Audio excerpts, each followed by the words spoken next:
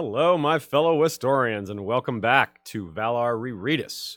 This is episode 2 of A Game of Thrones of 11. As always, there are spoilers for the TV show and for unreleased The Winds of Winter chapters, though I don't think there's actually any Winds of Winter spoilers in this particular episode. I could be wrong, but I don't recall any from writing this document. We'll be, as usual, covering what to look for, famous lines, going with some overviews, of course, looking at particular plot points, particularly third and fourth layer plot points, themes and foreshadowing, of course, characters and conflict, history and lore, resting on some open questions, things that we still don't know the answers to, and of course, pointing out some references and meta, fun things like that, and at the very end, preparing you for the next episode of Valar Rereadis by giving a quick overview and naming off the chapters that are coming next. And as always, we will be discussing each chapter and then taking questions at the end. Each episode of Valar Rereadis is a live stream, usually at 3 o'clock Eastern on Sundays. Occasionally that varies, but that is our main target and our main resting place for all Valar Rereadis live streams. The Valar Rereadis live streams are semi-private to keep the numbers in control and to have facilitate better discussions. This time we're covering Catelyn 1, Daenerys 1, Eddard 1, Jon 1, Catelyn II, Arya 1, and Bran 2. That's 5 first chapters, so that's pretty cool. Lots of introductions and fun stuff like that. If you're wondering why we keep the videos unlisted, or if it's giving you trouble, well, we've explained it in a few places, but here's a little trick you can do. If you save the video in the YouTube app, you can find it much easier afterwards, and that goes for whether it's live or whether it's after the fact.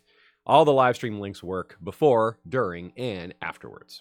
And saving it consists of you can like the video, which is something we would like you to do anyways.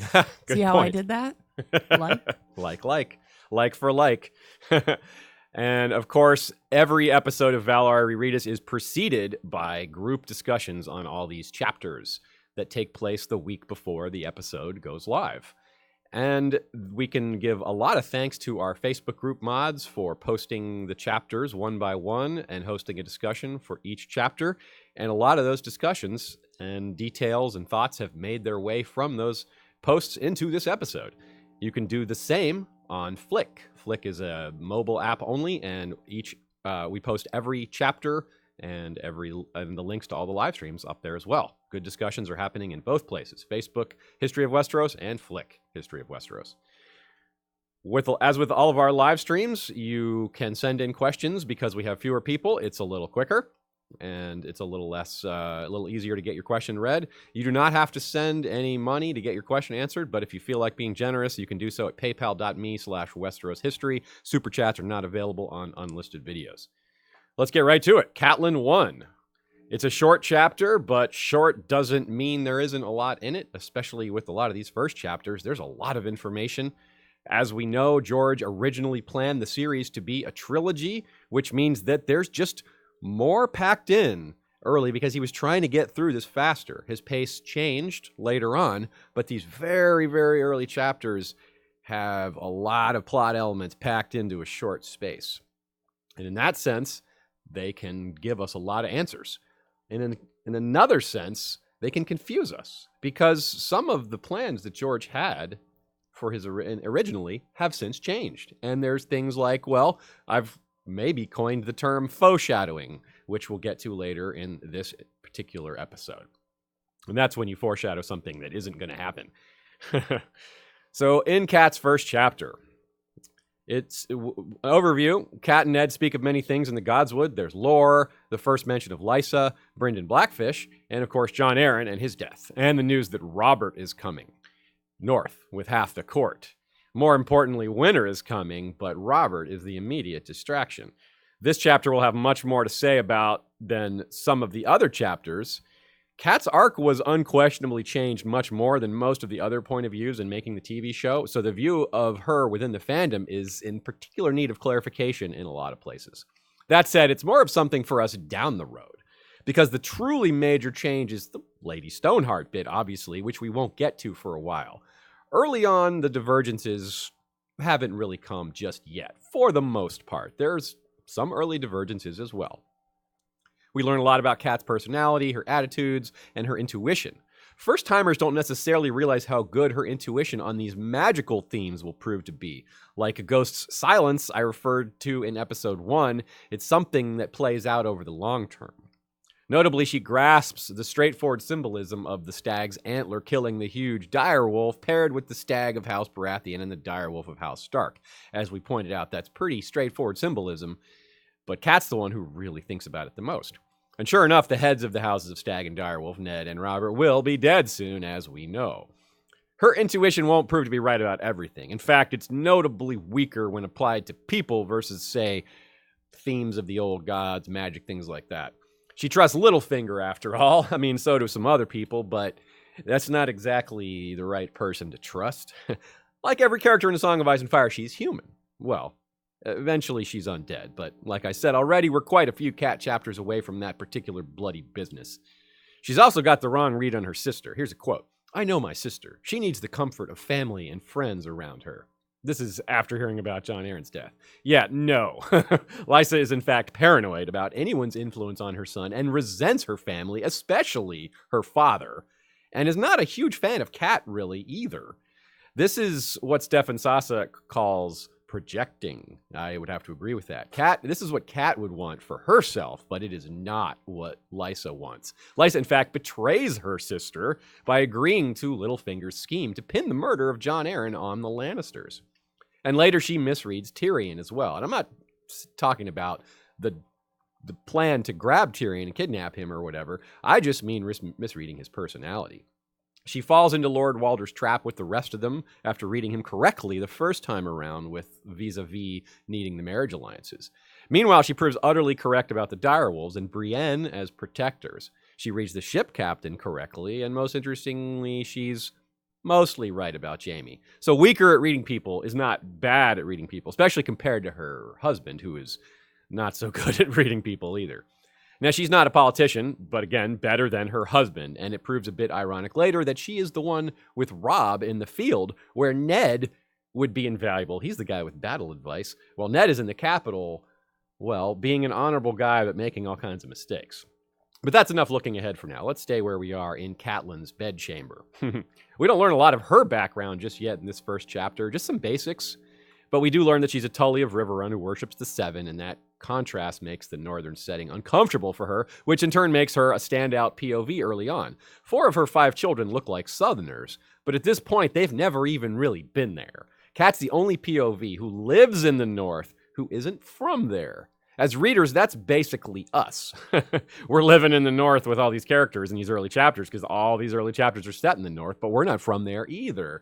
So we can feel kind of like she does. The regular Northerners aren't superstitious or creeped out by things like the Heart Tree, but she is, and so are we. We need that perspective of someone who doesn't take all this superstitious backdrop for granted. It's her, and to a lesser extent Tyrion, who show the reader all these scary things. Bran and Arya and Sansa and Jon and Eddard. Did I say Sansa? Sansa and Jon and Eddard are all comfortable with these things. So nothing shows that separation better than this first moment, when we're shown that a place sacred and peaceful to her husband makes her feel unwelcome and scared. And it's not subtle. The very first line of Kat's entire POV arc is, Catelyn had never liked this godswood. Yeah, right? It's creepy. And you can understand why she didn't like it. And she doesn't go there very often. And it's huge, right? That's another thing the show kind of gives us the wrong impression about, or maybe teaches us the wrong thing. It's 3 acres. We get more mention of ironwoods.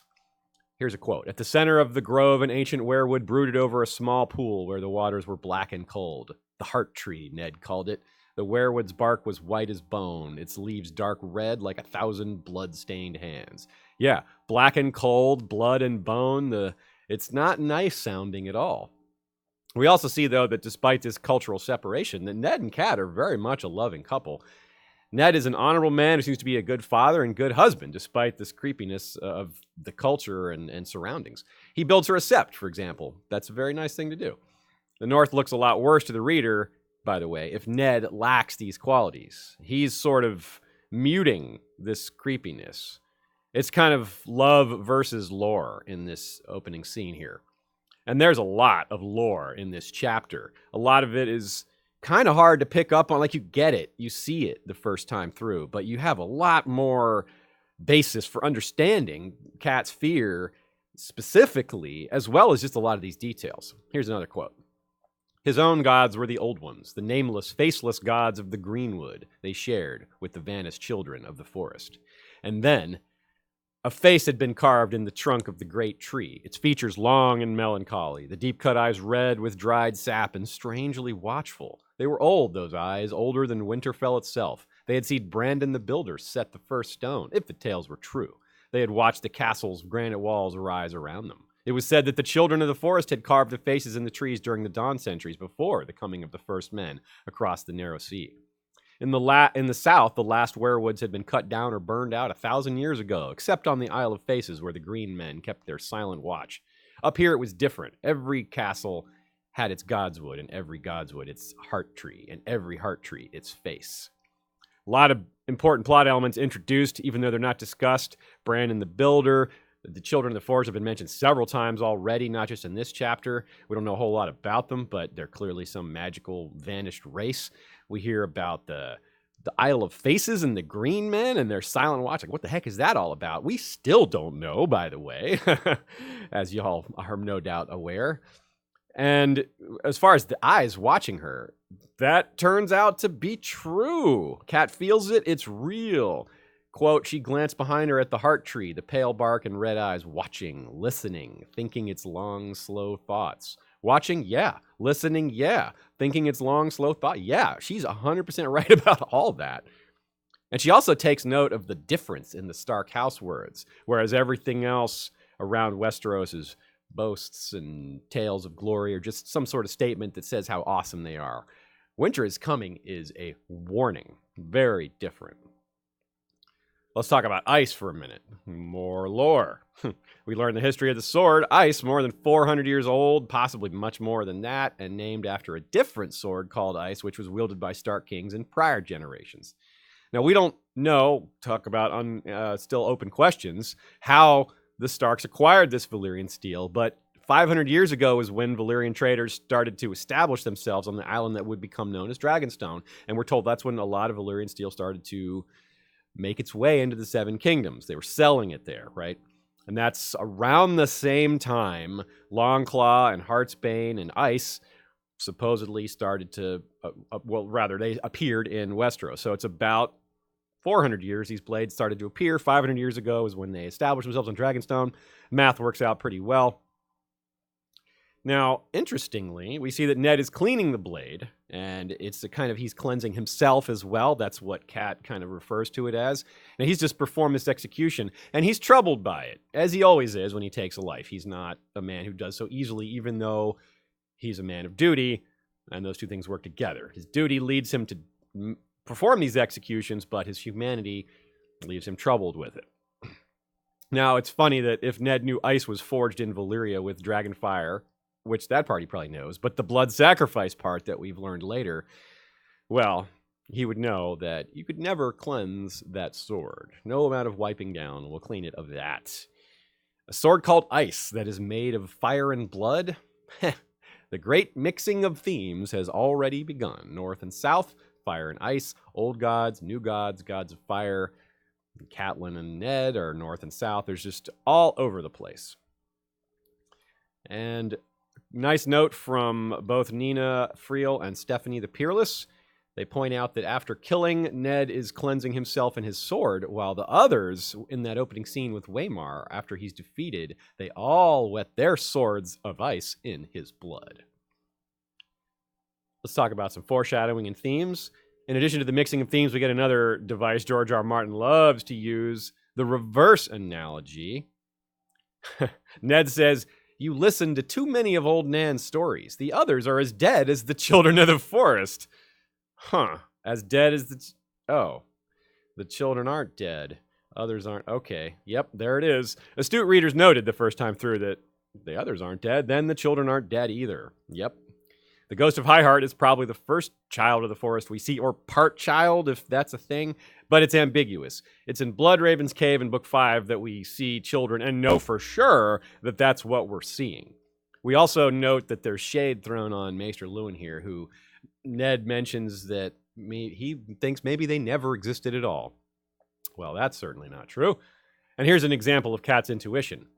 Until this morning, no living man had ever seen a direwolf either. And that's her argument about the others being gone. Say, well, maybe they're not gone. And Ned just kind of smiles and brushes it off and says, I should know better than to argue with a Tully. But that's also kind of a typical George R. R. Martin device. People bring up uncomfortable things, and then either they get interrupted or someone jokes or the subject changes, and we're kind of left, wait, that other thing was more important. Can we go back to that? Apparently not. Sometimes we do get to go back to it, but often it's books later, or we're still waiting in some cases. Now here's some foreshadowing or faux shadowing, perhaps. Cat shudders when she hears Ned mention that he may have to go beyond the wall to face Mance Rayder. Ooh, Mance Rayder. This was originally intended as foreshadowing, as George R. R. Martin originally planned from the 1993 outline to have Catelyn flee beyond the wall. That was going to happen. And she was going to get killed beyond the wall and become undead. So that's where the Stoneheart business comes around. And this changes, of course, because Beric Dondarrion passed his life force to her after the Red Wedding. To bring that plot full circle, Beric Dondarrion goes beyond the wall on the TV show. So we still have this beyond the wall business of this originally planned undead character.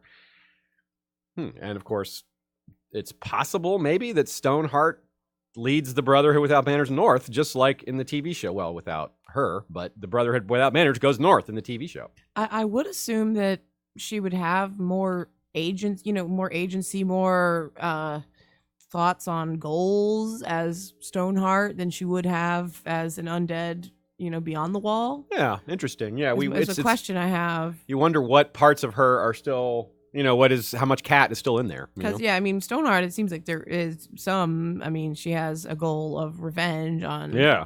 Whereas as a white, for example, if she was just raised as a white, nothing. Yeah. And you wonder, too, the same question, since Beric passed life force on to her, if she does go beyond the wall, maybe she ends up passing that life force on as well. And as Ashea points out, she's clearly capable of revenge or feeling these feelings of revenge. Well, what happens if she gets that revenge? What if she wipes out a bunch of Lannisters and Freys? What if she takes Arya's plot from the show and kills Walder Frey? What then? Maybe then she goes north. Maybe then she withers away into dust like Melisandre did on the show because she's completed her task.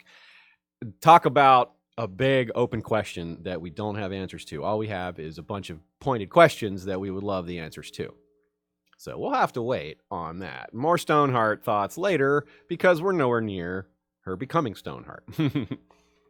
At the start of this chapter and in Bran's first chapter, we're warned that winter is coming, but at the end of this one, it's the South that's coming. That's the big kind of warning. And while I suspect winter is going to wreak more havoc on the North than the South does in the long term, in the short term, the same cannot be said for House Stark itself. Cat, Robb, and Ned will all die in the South before the North's natural or supernatural claims any Stark lives. So, yeah, George really looped things around. Let's go. I got to go. It's like going forward before you have to go back to the worst tragedies, I suppose. Not that Ned and Robb and Cat aren't pretty severe tragedies, but that's where we're at. Okay, first set of questions. Let's talk about Cat 1 from the post perspective. One with no name asks, in Cat 1, she thinks about the sword ice and noted it was 400 years old, but at the same time, it bore a legacy from the Age of Heroes when the Starks were kings in the North. Is there any indication that the Starks 400 years ago did remember and that the knowledge had been lost during that time period? As in, the North remembers until sometime between 400 years ago, until the last few generations, meaning forgetting about the others and forgetting about all these other things that they've, since not taken as seriously. And he also asked, does this coincide with uniting the realm and indicate that the Maesters may have helped wipe out that knowledge? Okay, a lot of good questions packed into that. I don't think it's definitely likely that a lot of this knowledge has been lost. I mean, it wouldn't really be realistic for them to keep up with every detail and to remember everything that was passed down, especially because, writing and learning and reading are the nobles do this in the North, but it's clearly not something they spend a lot of time with. Bran, the Curious One, there's nothing about him reading. There's nothing about him spending a lot of time with books. even after he loses his ability to walk. So, yeah, it's probably the knowledge is probably there, but it is lost, but not lost. It's still in those books probably, or maybe some of the information is, but I don't think that it's been made. It hasn't been kept at the forefront of their knowledge because it's been so long since it mattered, and you can kind of understand that it's been so long that people like Maester Luwin even start to question if it was ever real. Abram Gabiyu asks, what if Catelyn has risen similar to Cold Hands? Yeah, that is interesting. You wonder about the differences in magic and the differences in these characters and how they come out when they're undead. And that's going to apply to other characters that we talk about today, like Benjen. And how the show portrays these undead characters is a lot different than how George portrays them. Catelyn is just really, really, to use a very unspecific term, just messed up. It's so much different than Beric, who you can hardly tell that he's been dead. I mean, he's got an eye missing, but there's living people that have an eye missing. Same with Jon. You can hardly tell that Jon was killed in the show. It's just, there's hardly any, he has some soreness. Everyone's like, oh yeah, my chest hurts from where I was stabbed in the heart. How much do you think you can tell Beric's been dead in the books? You can tell Beric has been killed quite a bit in the books. It's a good point. He's got these, Arya stares at him and is like, holy crap, this guy's a cadaver. And she just thinks about all his wounds and how he just sits there and stares at the fire like he's hardly there in his mind at all. And George takes pains to show us how different he is. And that's why we expect very different things from just not only Catelyn and Stoneheart, but Jon as well.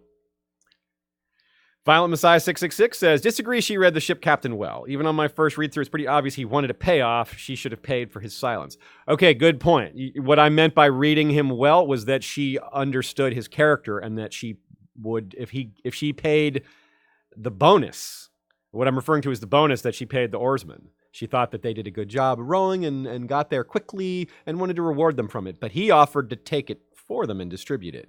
And so so I guess it's a fair point that she read that part, but failed to read the secondary part, which is related, that she would report, or that he would report her presence and pay for her to keep her pay to not keep her secret, pay someone like Littlefinger or Varys.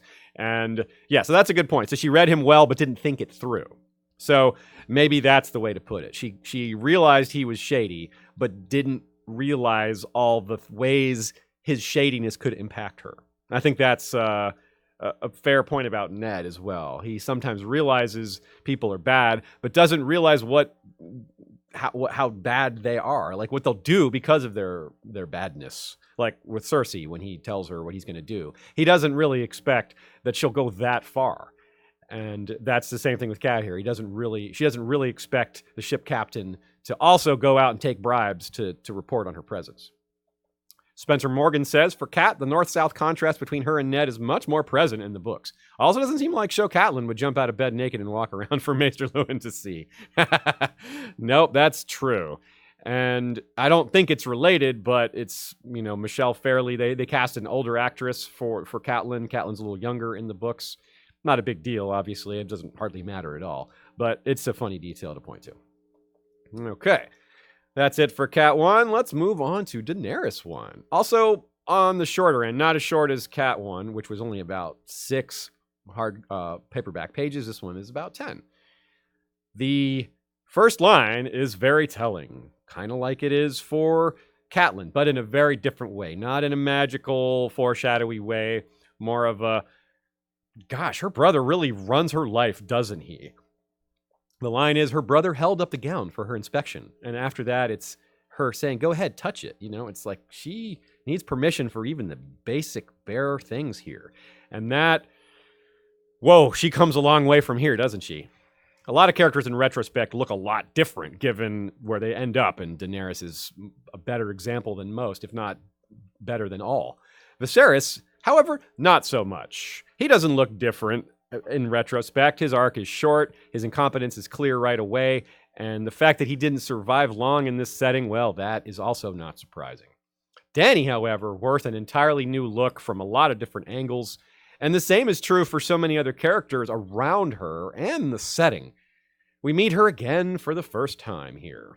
If you're trying to craft a character that a reader can feel sympathy for, Dany is like a masterclass in writing such a character. Her brother is domineering, manipulative, arrogant, cruel in ways that go beyond normal cruelty. Like he sexualizes her, he threatens to have her raped. It's really just, there's nothing to like about him whatsoever, and that's on purpose. It's supposed to be a little over the top. But Dany notes a lot of things. She's very observant. She notes that he's weak despite how domineering he is. She notices her weaknesses and failings. And she's not truly sold by his boast. So even though he's dominating her, she's not fully fooled. And it's hard not to go to feel yourself having sympathy for her and hoping things go well for her, which is exactly what George wants. He wants us to feel bad for her, to root for her, and to hate Viserys. And that's just some smoke and mirrors, because Viserys is just like this minor villain, level 1 villain. Like if this was a video game, he's the guy you fight like right away, where later on the final bosses become much more difficult, like say Euron. But she does believe in and carry on with his dream, which becomes her dream, which is this vengeance disguised as justice, this quest to retake the Iron Throne, which is a really bloody and toxic quest, if you think about it. But because she's surrounded by all this awfulness, and she's in this foreign land, and this dream of the throne is supported by very questionable characters, it's masked. And the setting also just makes it seem normal. Well, of course she would try to reclaim the throne. That's what people do in these pseudo-medieval settings. But of course, along her suspicions of her brother, she notes all these other things. She's suspicious of Illyria, wisely, and scared of Drogo. And really, who wouldn't be? He's terrifying. Though that actually ends up working out much better than it appeared. And Ser Jorah, well, let's not get into him just yet, but questionable character is a description that bears some resemblance to Mormont for sure. There's also some very early and clever world-building notes, things that when you read them the first time, they had little to no context, but now you know a lot more about these places. So when you hear things like they had wandered since then, from Braavos to Myr, from Myr to Tyrosh, and on to Qohor and Volantis and Lys, never staying long in any one place, her brother would not allow it. Those aren't just names now. You know the 9 free cities. You know things about all of them. You know details of them. You know things about their history and culture and where they are on the map, loosely speaking, or very well speaking in a lot of y'all's cases. So that's 6 of the 7, or of the 9 free cities right there, and they're in Pentos, which is 7, so there's only 2 unmentioned.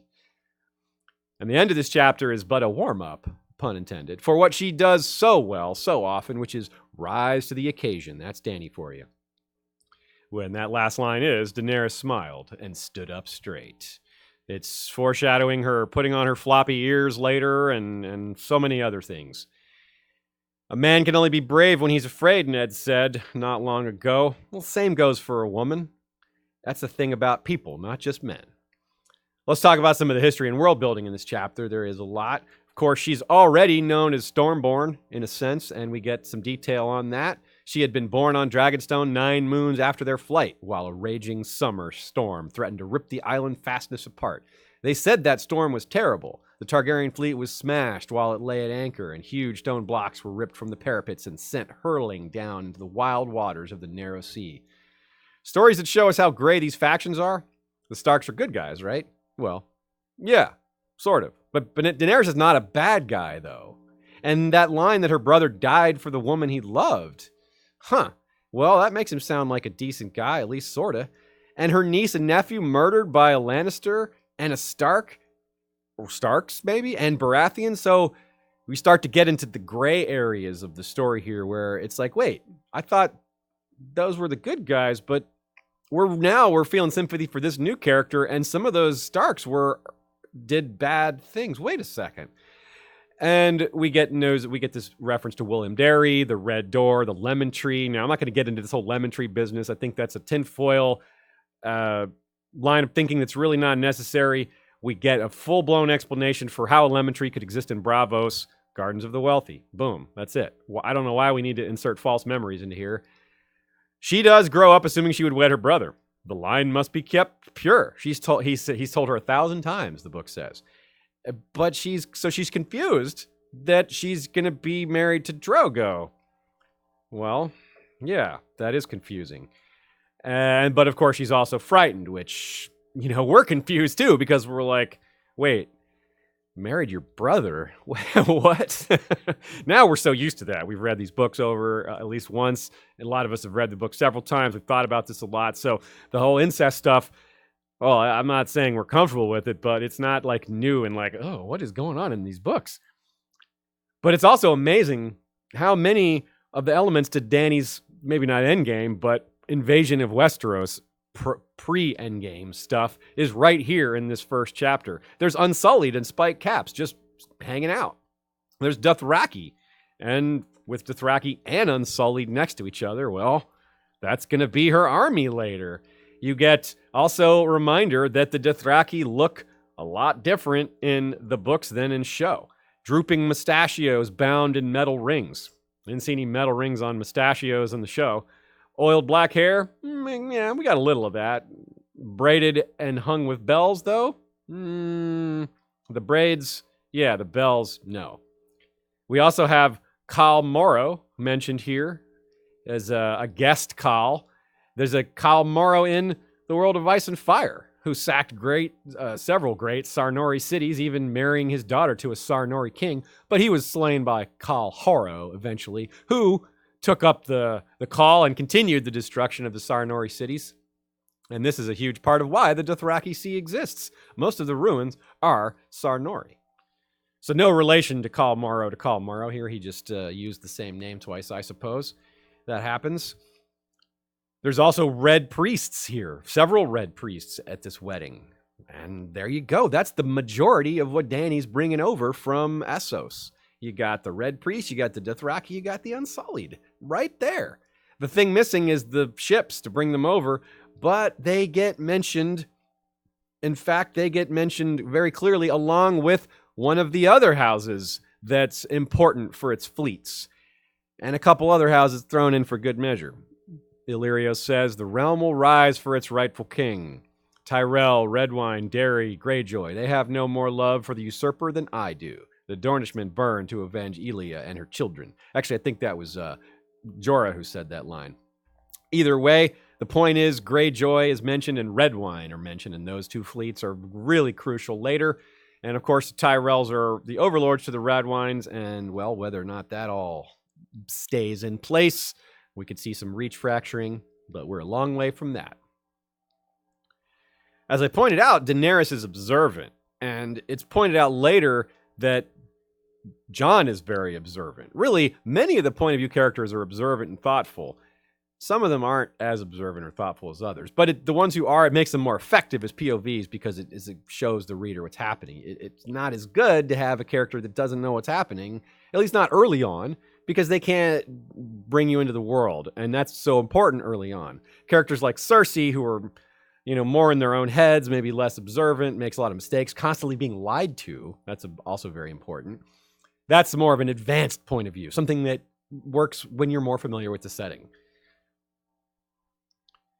Now, here's another line. The usurpers hired knives were close behind them, he insisted, though Dany had never seen one. That's a good example of her being observant and a good example of Viserys' paranoia.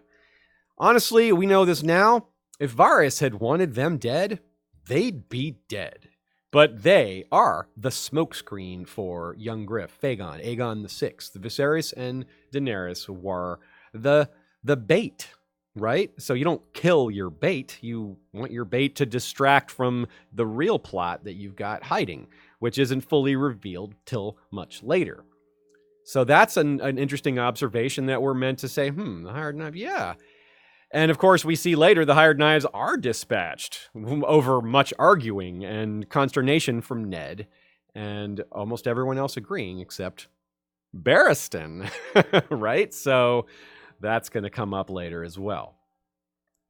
She's told Drogo's slaves wear golden collars, but upon meeting them, she notes they're bronze. So it's kind of like she's noticing all these exaggerations, and it's a very good undertone there of how observant she is. And she also understands something that's not just simple seeing. It's thinking about motivations and ambitions. She realizes that Illyrio must want something from them. For all he's done for them, he must want something. And she's 100% correct. But Viserys is just like, oh, he's not a fool. He knows he's gonna get paid when we get the throne because, well, he's an idiot.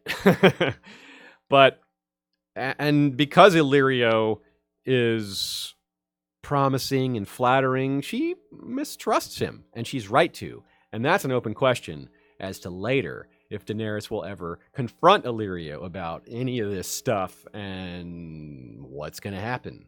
We'll see. But she also relies on him later, right? Not only is she potentially going to confront him, but he's done a lot for her, partly because of what she became. Right, the fat man's plan changes as often as he changes his clothes, right?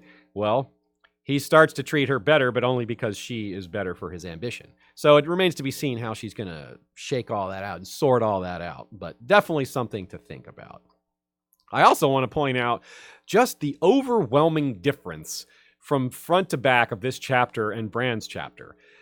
Bran has this wonderful support system of brothers and sisters and fathers and uncle and all these people that are teaching him all these wonderful things and giving him advice and asking him questions and being patient with him. And he gets a direwolf and training. And of course, then he gets crippled. But hey, that's a whole other thing. Meanwhile, Dany is just living in fear, surrounded by all these people she knows are full of it. There's lies and flattery and ambition that she can't quite grasp, but she knows is there. It's just so very different, the upbringing for these two king/queen figures. And it's not outright stated. It's really hard to notice that unless maybe that's just where your mind went. But now, given what we know, it's super important to highlight these things.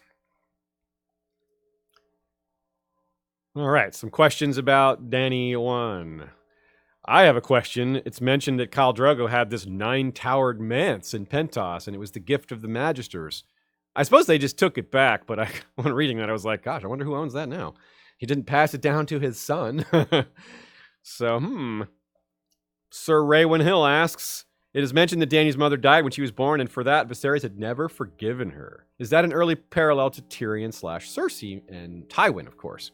Cersei and Tywin both never forgave Tyrion for Joanna's death upon his birth. Good catch. That is definitely meaningful, and is possibly meant as a sort of connector. It's noted that Jon's mother died in childbirth, Tyrion's mother died in childbirth, and so did Dany. And of course, Tyrion, there's some things about him that we're going to discuss in this episode, but being in between Jon and Dany, well, that's certainly coming, almost certainly. Mother of Troubles asks, why did Khal Drogo agree to the deal to begin with? Perhaps this question is more appropriate later when we see his unwillingness up until the wine incident, but all my questions are more appropriate later. Meaning, why did they think that Khal Drogo would be tempted into coming overseas when the Dothraki just don't do that? Well, I suppose they thought they could make it work by threatening his child. This is something that the Dothraki don't normally deal with. Meaning, Dothraki khals don't threaten to assassinate each other's children. They don't do anything like that. They're all about facing your enemies in the field. They don't hide behind walls. They don't do assassinations. They don't do any of that stuff. So when someone tries to assassinate Drogo's wife and kid, it's outrageous to him. He's like, what? He didn't think it was possible. So these people really need to be taught a lesson. So I'm okay with Illyrio and Varys thinking that would work, because it is, maybe there's a chance it wouldn't have worked, but I don't think their thinking is so crazy there. Part 2 of a question here from Mother of Tribbles. I recently heard someone say that George R. R. Martin had not yet planned on introducing the young Griff plotline and only later came up with that. In other words, it was a retrofit. Is that true? If so, I guess the implications would be more appropriate to discuss once Arya starts chasing cats.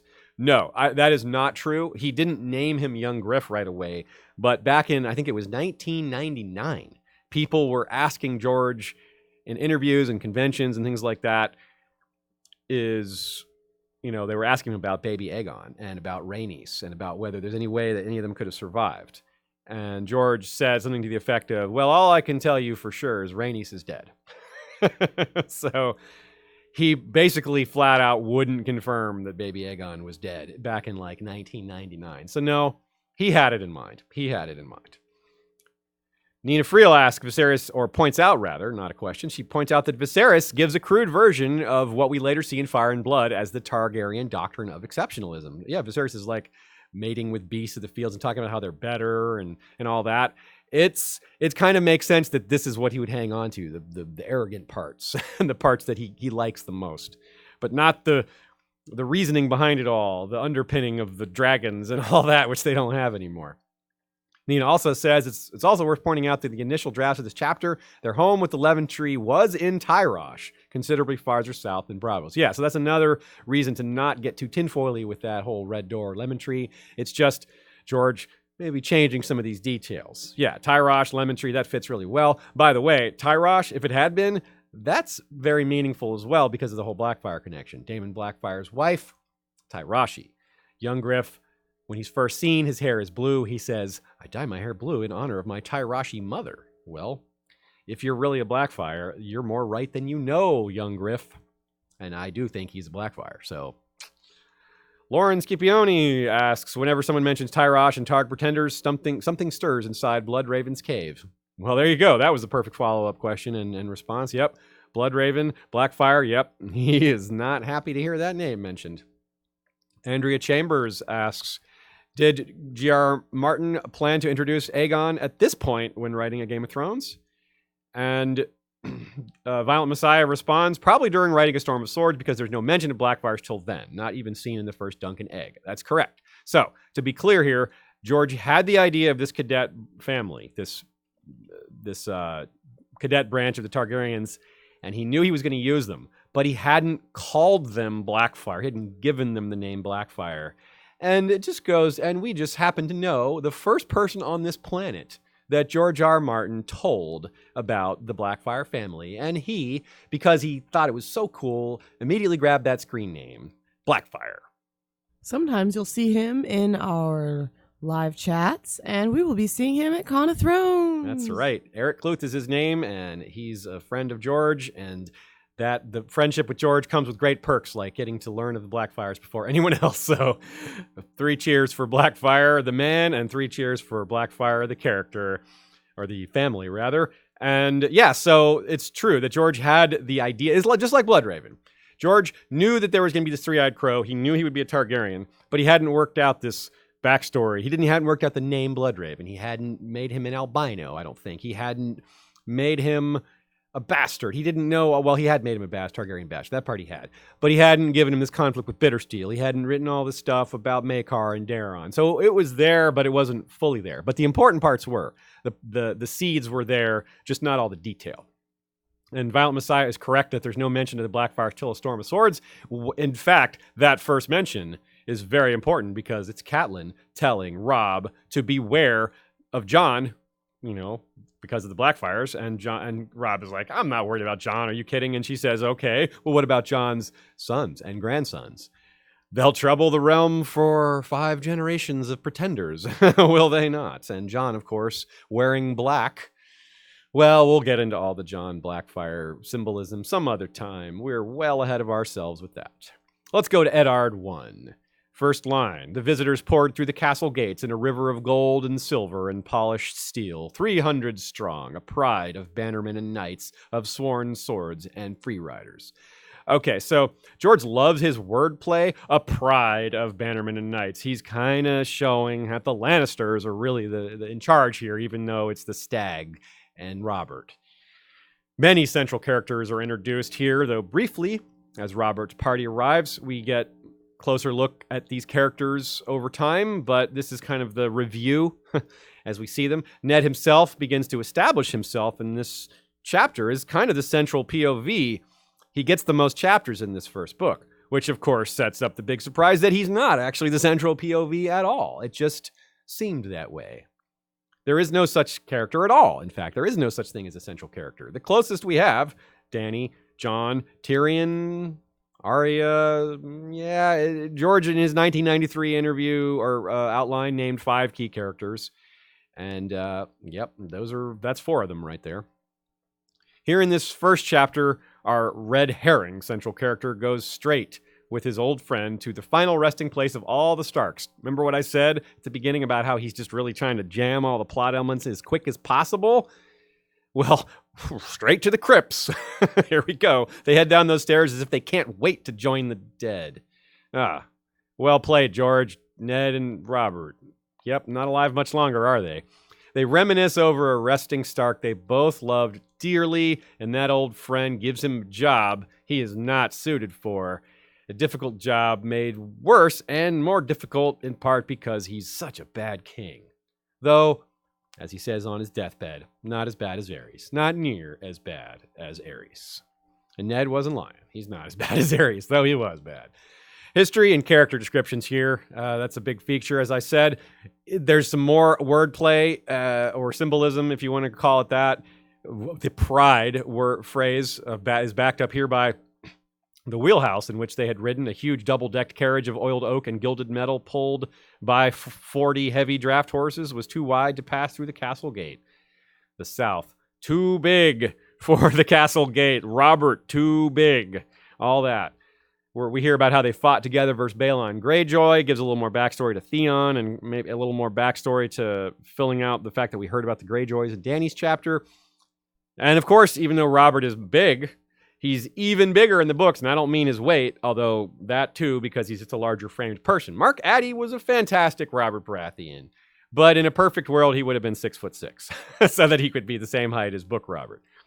And as we talked about, Catelyn is a little bit younger and portrayed as more beautiful in the books. Cersei, even more so. Also younger, about 32 instead of late 30s or early 40s. I forget what they had books show Cersei as. And incredibly beautiful instead of, Lena Headey's beautiful, but this book Cersei is supposed to be like outstanding, like most beautiful woman in the entire country. Sean's gonna fight you. Okay, well, your mileage may vary. I'm just trying to lay this all out. So let's talk about the crypts. That's obviously hugely important, and it's a very particular place to be so soon after just introducing an undead menace in the prologue a few chapters back. You have iron swords on laps and the mention of vengeful spirits. You can't help but think of the vengeful spirits that Waymar Royce and Garrett and Will faced. Catelyn thought the tree was watching, as it probably was, as we thought, and now Ned here thinks the Stone Kings are watching, and, well, they might be. The tree definitely was. The Stone Kings, maybe. And, of course, you can't help but connect the Starks to the others, something that is almost stated outright by Old Nan, referring to the Night King legend not long after. And, of course, the association isn't just that. You've got cold and death here in the crypts, and the comfort. Ned's not comforted there, but he belongs there. And Jon later feels like he doesn't. So this connection to the Starks and others is yet another of our open questions, but we know there's some meat on those bones. We know there's something up with that. We just don't have a lot to dig into with specifics. But we are on the lookout for that. A lot more discussion of that in our Crypts of Winterfell episode. Around 2 hours of discussion on all the different possibilities. And interestingly, and one of the things we talk about is how it's always cold down there, but that's odd because of all the heat below Winterfell. And you wonder how that could be. So it's very interesting from a symbolic point of view because of that. It's cold down there despite all this other stuff. And more cold themes are coming later in this very episode. So we're not done talking about that just yet, but I want to jump ahead to the TV show and suggest that what we saw from HBO didn't really tell us much, except that it confirmed that something's going to happen in those crypts. But really, on the show, it was just a bunch of undead popping out of their graves and fighting. It wasn't, it really didn't, I don't think it told us much. I think that the book version, it's going to be something more interesting to it, a lot more to it, I think. So that's another thing to look forward to. Basically, HBO just confirmed that yeah, something's going to happen, but we pretty much knew that already. I mean, what we're talking about now kind of proves that, right? I mean, it's basically the first non-introductory thing between people that happens in Ned's first chapter here. It's really important. So there's a little bit of Lyanna Rhaegar talk here, of course, and more George wordplay. This is so blatant, George. It's too funny, though. I love it. Kings are a rare sight in the north, Robert snorted. More likely they were hiding under the snow. Snow, Ned! Jon Snow, Ned King, hiding under... Yeah, okay. Sneaky, sneaky, sneaky. And Snow is capital the second time because it's the beginning of a sentence. So, yeah. Very, very... Not the first time he does that, too. He does that later in Melisandre's chapter. I was with her when she died, Ned reminded the king. She wanted to come home, to rest beside Brandon and father. He could hear her still at times. Promise me, she had cried in a room that smelled of blood and roses. So this is some misdirection. The way this is phrased, it sounds like the promise was bring me home to bury me with father and Brandon. Right? It's not at all really traced to John or any of this other stuff, except for this very sneaky Snow, Ned reference. But that's just, that's just part of the R plus L equals J pastiche that is being introduced here and has already been introduced in some pieces and is going to be referred to later in this episode because there's a lot of R plus L equals J stuff in these early chapters. There's also mention of killing Rhaegar. He wants to do it 1,000 times. He only did it once. Mention of the rubies spilling into the Ruby Ford. We know later from the Quiet Isles chapter with Brienne that 6 of the rubies have washed ashore on the Quiet Isle, and they are waiting for the 7th. The 7th. Aegon the 7th. The 6 rubies. Yeah. Aegon the 6th isn't going to be the one. But washing ashore is a metaphor for, they go, the Blackfires ran across the narrow sea and then came back ashore. Especially when you take that reference from A Feast for Crows, where you have the clanking dragon in, black dragon gets thrown in the water, comes back with rust, red rust, because Aegon thinks he's a true Targaryen, and that's the red rust. But underneath, he's a black dragon. All right. More of that when we actually get to that chapter, but it's so far in the future. I wanted to mention it briefly now.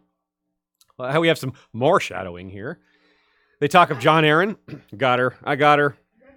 They talk about Jon Arryn fostering Robin, and we get some more thoughts on the Lannisters, where the Lannisters are really painted as bad guys right off the bat here. Not just the ones we see, but the ones we don't like. Tywin, here's a quote. Ned would sooner entrust a child to a pit viper than to Lord Tywin, but he left his doubts unspoken. Some old wounds never truly heal and bleed again at the slightest word. This is also the thing that will drive Ned to resign the handship. He's a few paragraphs from being offered, right? This argument over killing children and entrusting children and the health of children and the lives of children is something that he and Robert fought about when the body of Rhaenys and the fake body of Aegon was presented to Robert. And they argued about that. It's all present in the arguments about Lyanna. It's all present in the arguments about assassinating Dany. It's all present. Well, it's just all present between Ned and Robert at all times, even though Robert is oblivious. But that's why we're in Ned's head. Ned is stubborn too, though. He's not just... he has his own feelings and post-traumatic stress to deal with from all that stuff many years ago. I have more concern for my nephew's welfare than I do for Lannister pride, Ned declared. Well, yeah, and Robert says, well, you would say that. You're not sleeping with a Lannister. And so, yeah, Ned knows he can't just do that. But he later does just do that, right? When he just says, Tywin needs to come answer for this crime, even though Tywin's not going to come answer for this crime. Now, Ned is surprised by the offer of Sansa to Joffrey, which maybe that shouldn't have been surprising. He saw the offer of Hand of the King coming. Maybe he should have seen this coming as well. Not a big deal, though. Just a note. And Robert swears using the name others twice. There's a lot of people saying the others take your eyes or the others take both of you. That starts to fade as the books expand, and maybe George backed off on using that phrase so often when he realized how many books he was going to write and it would become repetitive. But I don't know. In any case, people use that others swear a lot in these early chapters, and it definitely starts to back off later. The last line of this chapter, and winter was coming. So he's worried about all this southern politics stuff, but he, even though other people are maybe not focusing on the north, he's still thinking about it because he's a Stark, and real that's quick. always in the back of his head. Real quick, I just wanted to say, speaking of Robert saying, "Others take my wife," one, Andrea Chambers said, "Best line of the chapter." But two, imagine if that's what happened to Cersei. Whoa, maybe the others will take Cersei. I think it's very unlikely, but it's just really funny to me. That's neat. Or there's all this Corpse Queen stuff, right? We have the Witch Queen, Alice of Harrenhal, and all that. Maybe, yeah. You never know. Maybe she'll be an undead queen. Okay, so yeah, more questions from Eddard 1. From Cal L. How much do you think Ned thinks of whether he should have told Robert about Lyanna and Rhaegar? Could it have changed the rebellion in any way? I don't know if it would have changed. As in, I think he's referring to could it have changed the rebellion, meaning that if Robert knew that Lyanna didn't love him. I think that's not the way Robert thinks. I think Robert's one of those guys that's just so, he thinks he's so alpha. He's such a warrior type, so stubborn. I think he could have, in his mind, he would have felt like he could have made her love him. He could have convinced her that he could have been man enough, that he could have shown her, he could have proven himself. I feel like that would have been his attitude.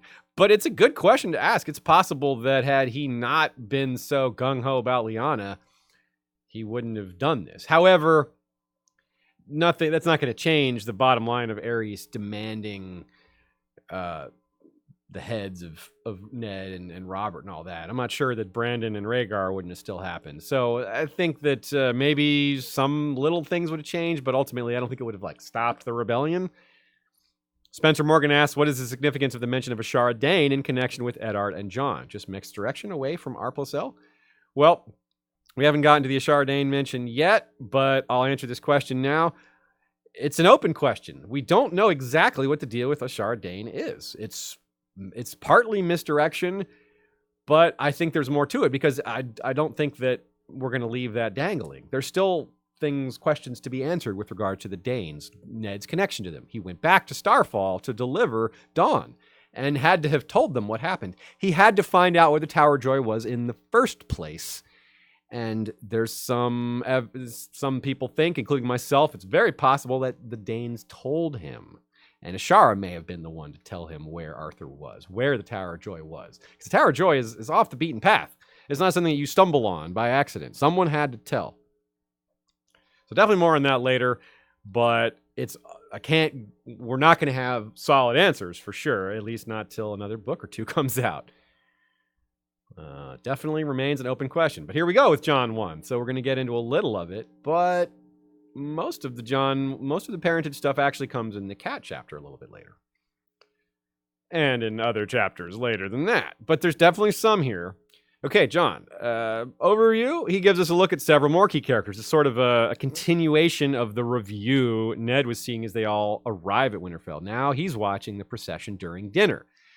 He also gets us to help learn about a few other characters, mostly himself, but Benjen and Tyrion, who are very important characters to him later, right? Again, George is showing us a lot of these plot elements early only to circle back to them later, and Tyrion and Benjen, obviously important to Jon.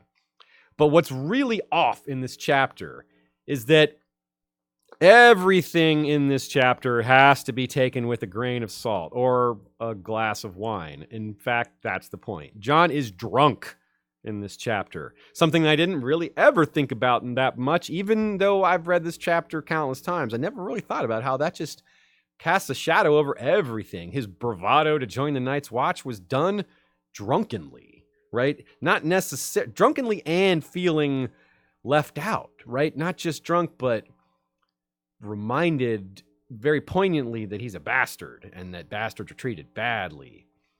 So, yeah, that's pretty interesting to reconsider with the whole drunkenness angle.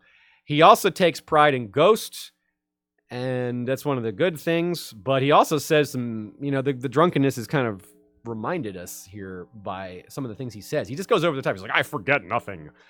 And, he feels really sorry for himself in ways that you don't fully agree with him on. Like, you don't like how he's treated as a bastard. But then he walks outside and he's like, he would trade places with that sentry shivering in the snow, which shows that he still has some learning to do. You may have it worse than these nobles, but you have it better than just about everybody else.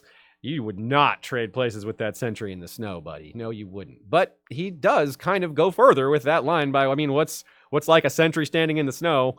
A black brother standing on the wall, right? So he doesn't back down from himself.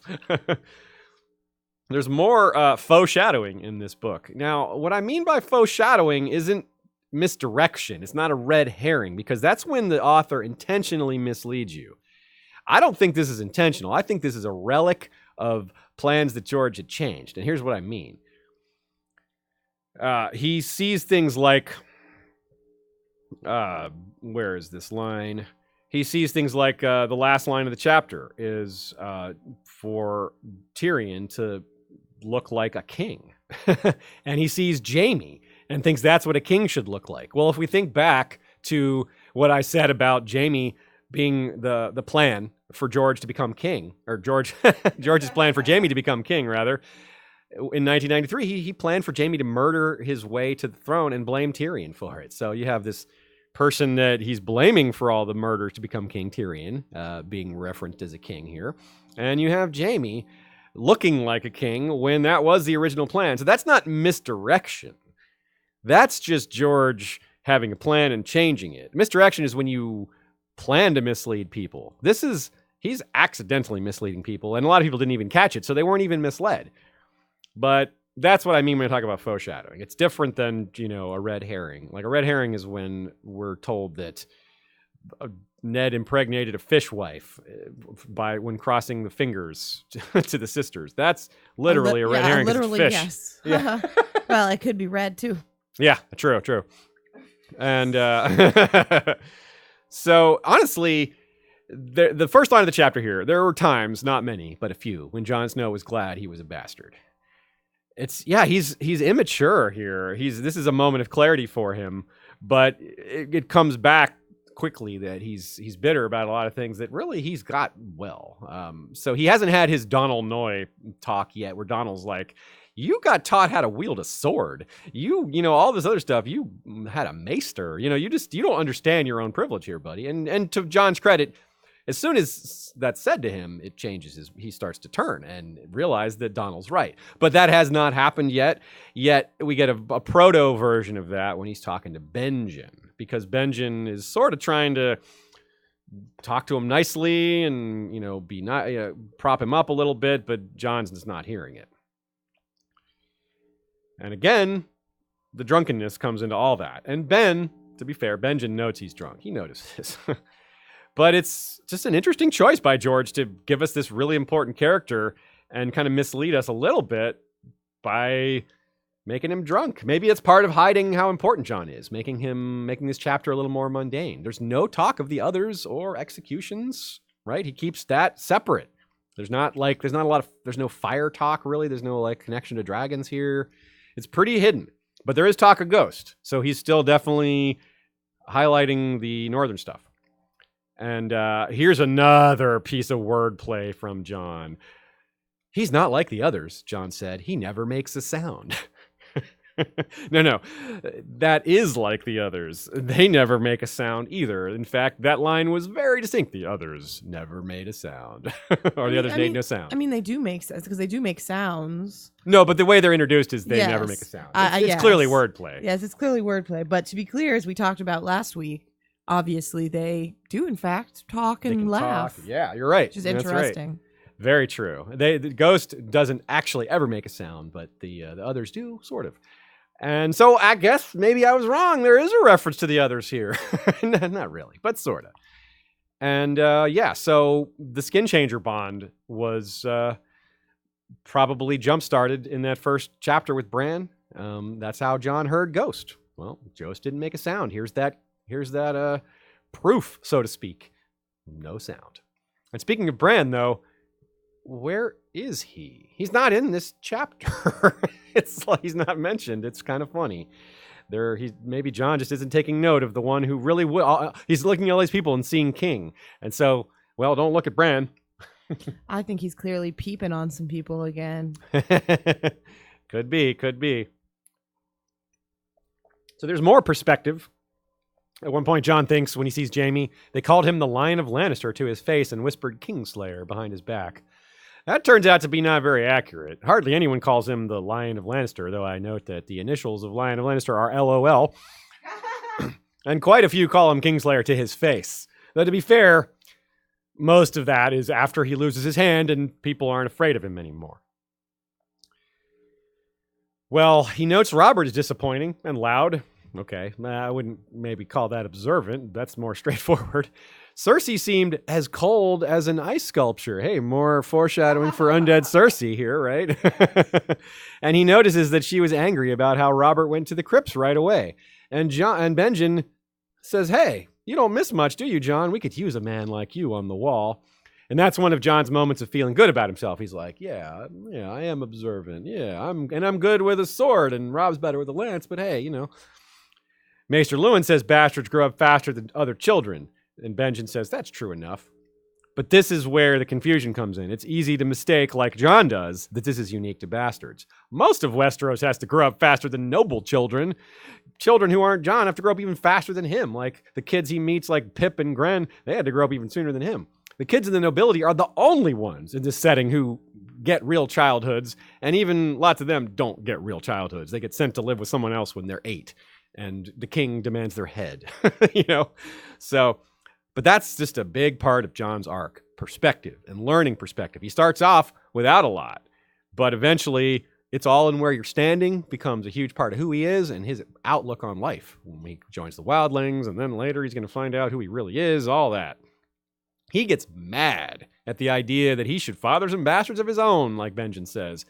It seems to be self-loathing. I mean, he hates this notion. He's just violently angry about the idea. It just shows you all the pressure that being a bastard puts on him.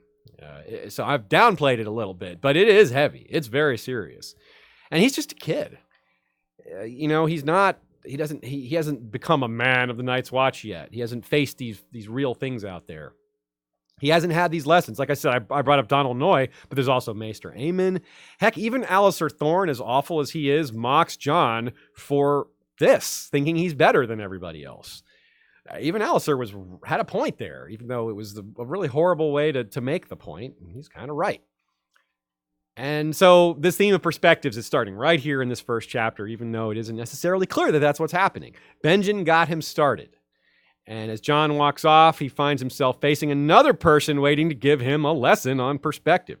Tyrion, someone who actually does have more useful things to say because he has more perspective than Benjen does on this. Tyrion reminds him that other people can have it just as bad as bastards. Like I said, here's the first example. It's negative reinforcement what Tyrion does here. But like Alliser Thorne, it's still true. It's effective in its own way. Never forget what you are, for surely the world will not. Make it your strength. Then it can never be your weakness. Armor yourself in it, and it will never be used to hurt you. But this is all very ironic because Jon is likely not a bastard at all. All of this whole chapter is full of irony about that. But the information on bastards and how they're treated in Westeros is still applicable because there's so many other bastard characters in this story. So it's still important. It's just misdirection that it applies to Jon. But not because it does apply to Jon, because everyone thinks he's a bastard. So he's still treated like one. So there's foreshadowing to that and clues here. Some quotes. All dwarfs are bastard in their father's eyes. You are your mother's trueborn son of Lannister. Am I? The dwarf replied, sardonic. Do tell my lord father. My mother died birthing me, and he's never been sure.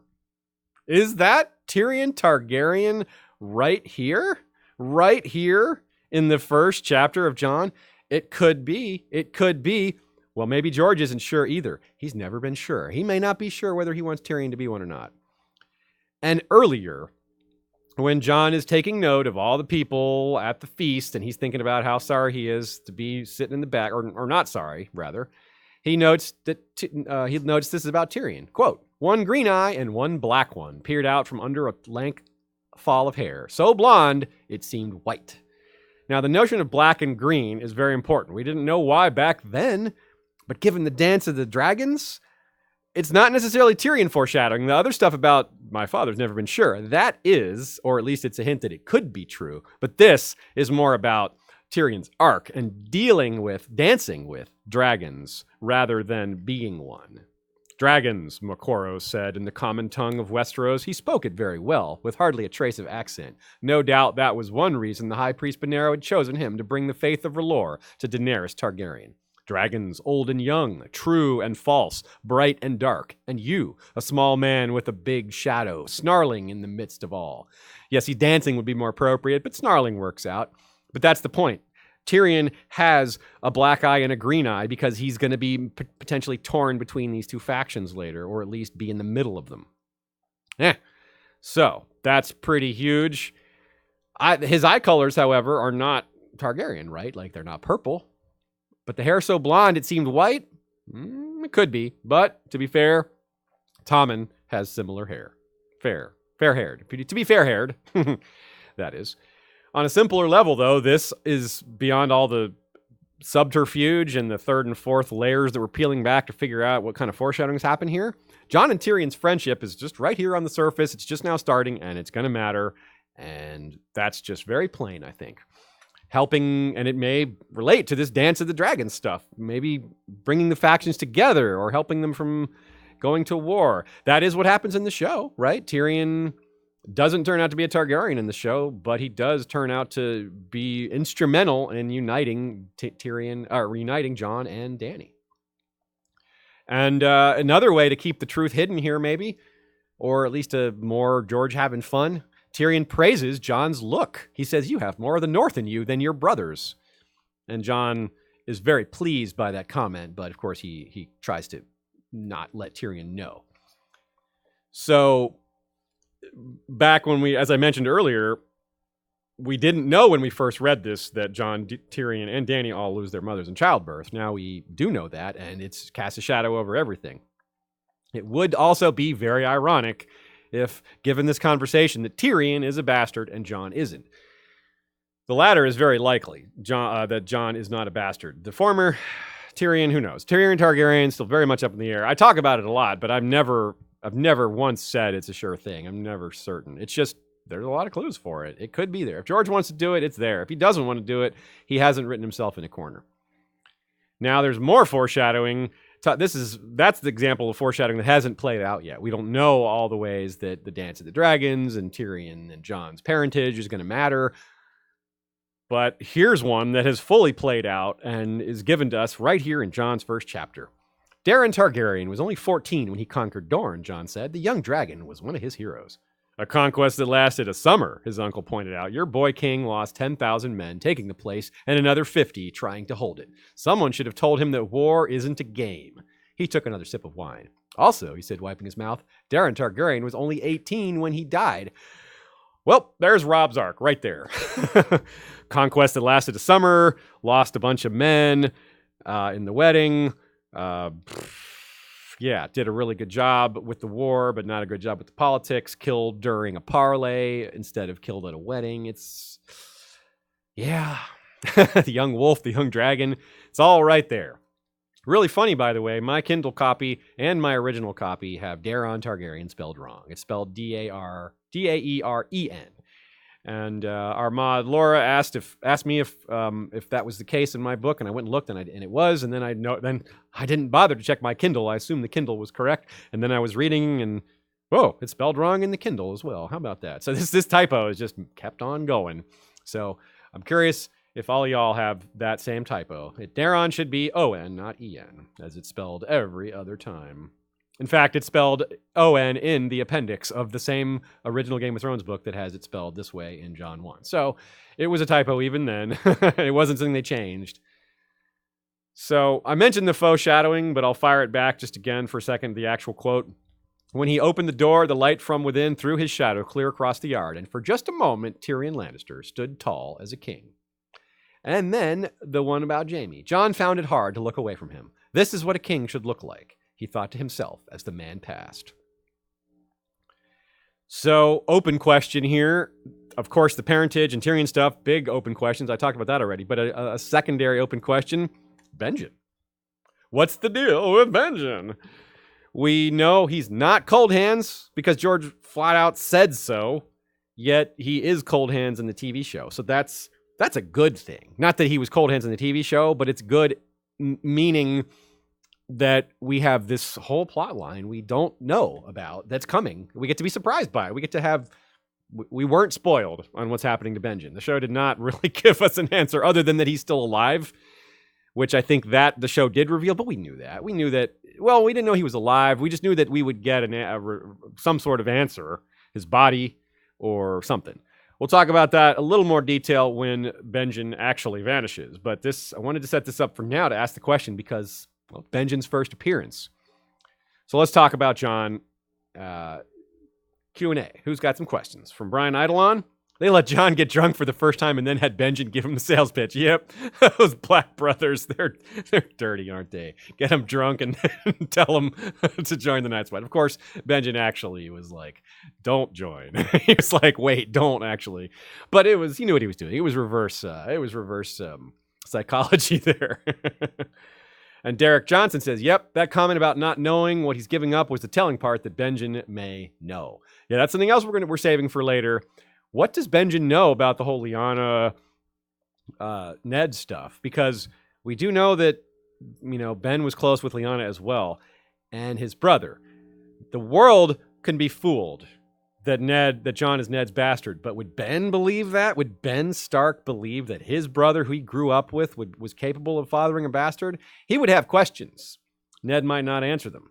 In the next chapter we're going to talk about, well, that would be Cat 2. That's exactly where this comes up. That that Cat and Ned argue over Ashara Dane and Jon's parentage. Well, imagine if Ned shut Benjen down the way he shut down Catelyn. Well, it would have a different effect on Benjen because Benjen knows better. Cat would be like, I don't know Ashara, I don't know you, I don't know these people. So she doesn't have the perspective to think something doesn't add up about this story. Benjen would have that perspective and be like, something doesn't add up about this story, bro. So, yeah, be on the lookout for more evidence of what Ben does and doesn't know. From Rennie Christopher, Jon jokingly suggests to Arya that she might wed Stark to Tully in her arms, as Joffrey has both Baratheon and Lannister in his. Could this be foreshadowing that someday Jon will wed Stark to Targaryen in his arms? Well, this question is actually more about... This actually takes place in Arya 1, but we can answer it here, and because this is the same episode. But yeah, it could foreshadow that. And that is interesting. Yeah, it could, because let me back up a little and say that I definitely think Jon is legitimate in the books. I do believe what the show revealed to us about Rhaegar and Lyanna marrying in secret is going to turn out to be accurate in the books. And here's why. If Jon's not legitimate, his parentage is irrelevant to the line of succession. He has to be ahead of Dany for that conflict to exist. If he's not ahead of Dany, then who cares? Besides that he's a Targaryen and can ride a dragon, that will matter. And I think that's the thing the show just was like, let Jon ride a dragon and leave the magic out. In the books, Jon will probably ride a dragon, but the magic part, his blood, is certainly going to be relevant. But I don't think they're going to not do the politics stuff either. The show emphasized that. That doesn't mean the book's going to leave that out just because the show went farther with that. So I think that both are true, just that the show only emphasized one of them. The Targaryen stuff's going to matter for the dragon riding and maybe other magical stuff. But the politics has to matter too. And if Jon is behind Dany, then there's no conflict. Besides we're related. Which is, to be fair, that's still a lot. But I think it will matter on the personal, the political, and the magical level in the books. Whereas in the show, it was only the political and the personal. And even in those, it mattered less. So, yeah. But the other relevant thing here is the Stark Tully bit is the wolf with a fish in its mouth, which is the quote that comes a bit later. And since we're talking about that, I want to bring it up now to keep it all together. That is very sad, tragic foreshadowing for Nymeria pulling Catelyn out of the water, her body out of the water, which is a wolf with a fish in its mouth. Oh, that's sad. Brian Eidolon says, Joffrey went lame with it and just did a split screen sigil. Jon should do the Bittersteel method and have a white wolf with dragon wings. Much more metal. My hands are raised. For people listening on podcast afterwards, my hands went up in the air for that. Yes, that is awesome. Yeah, I'll give horns for that one too. Dragon horns on a white wolf. Yes, that is really cool. It's kind of like Bloodraven, but without the wolf part. It's just white dragon, just without the wolf aspect. That's cool. I like it. Sherry Teeden says, he also characterizes some of the characters at the feast in a resentful and note entirely fair way.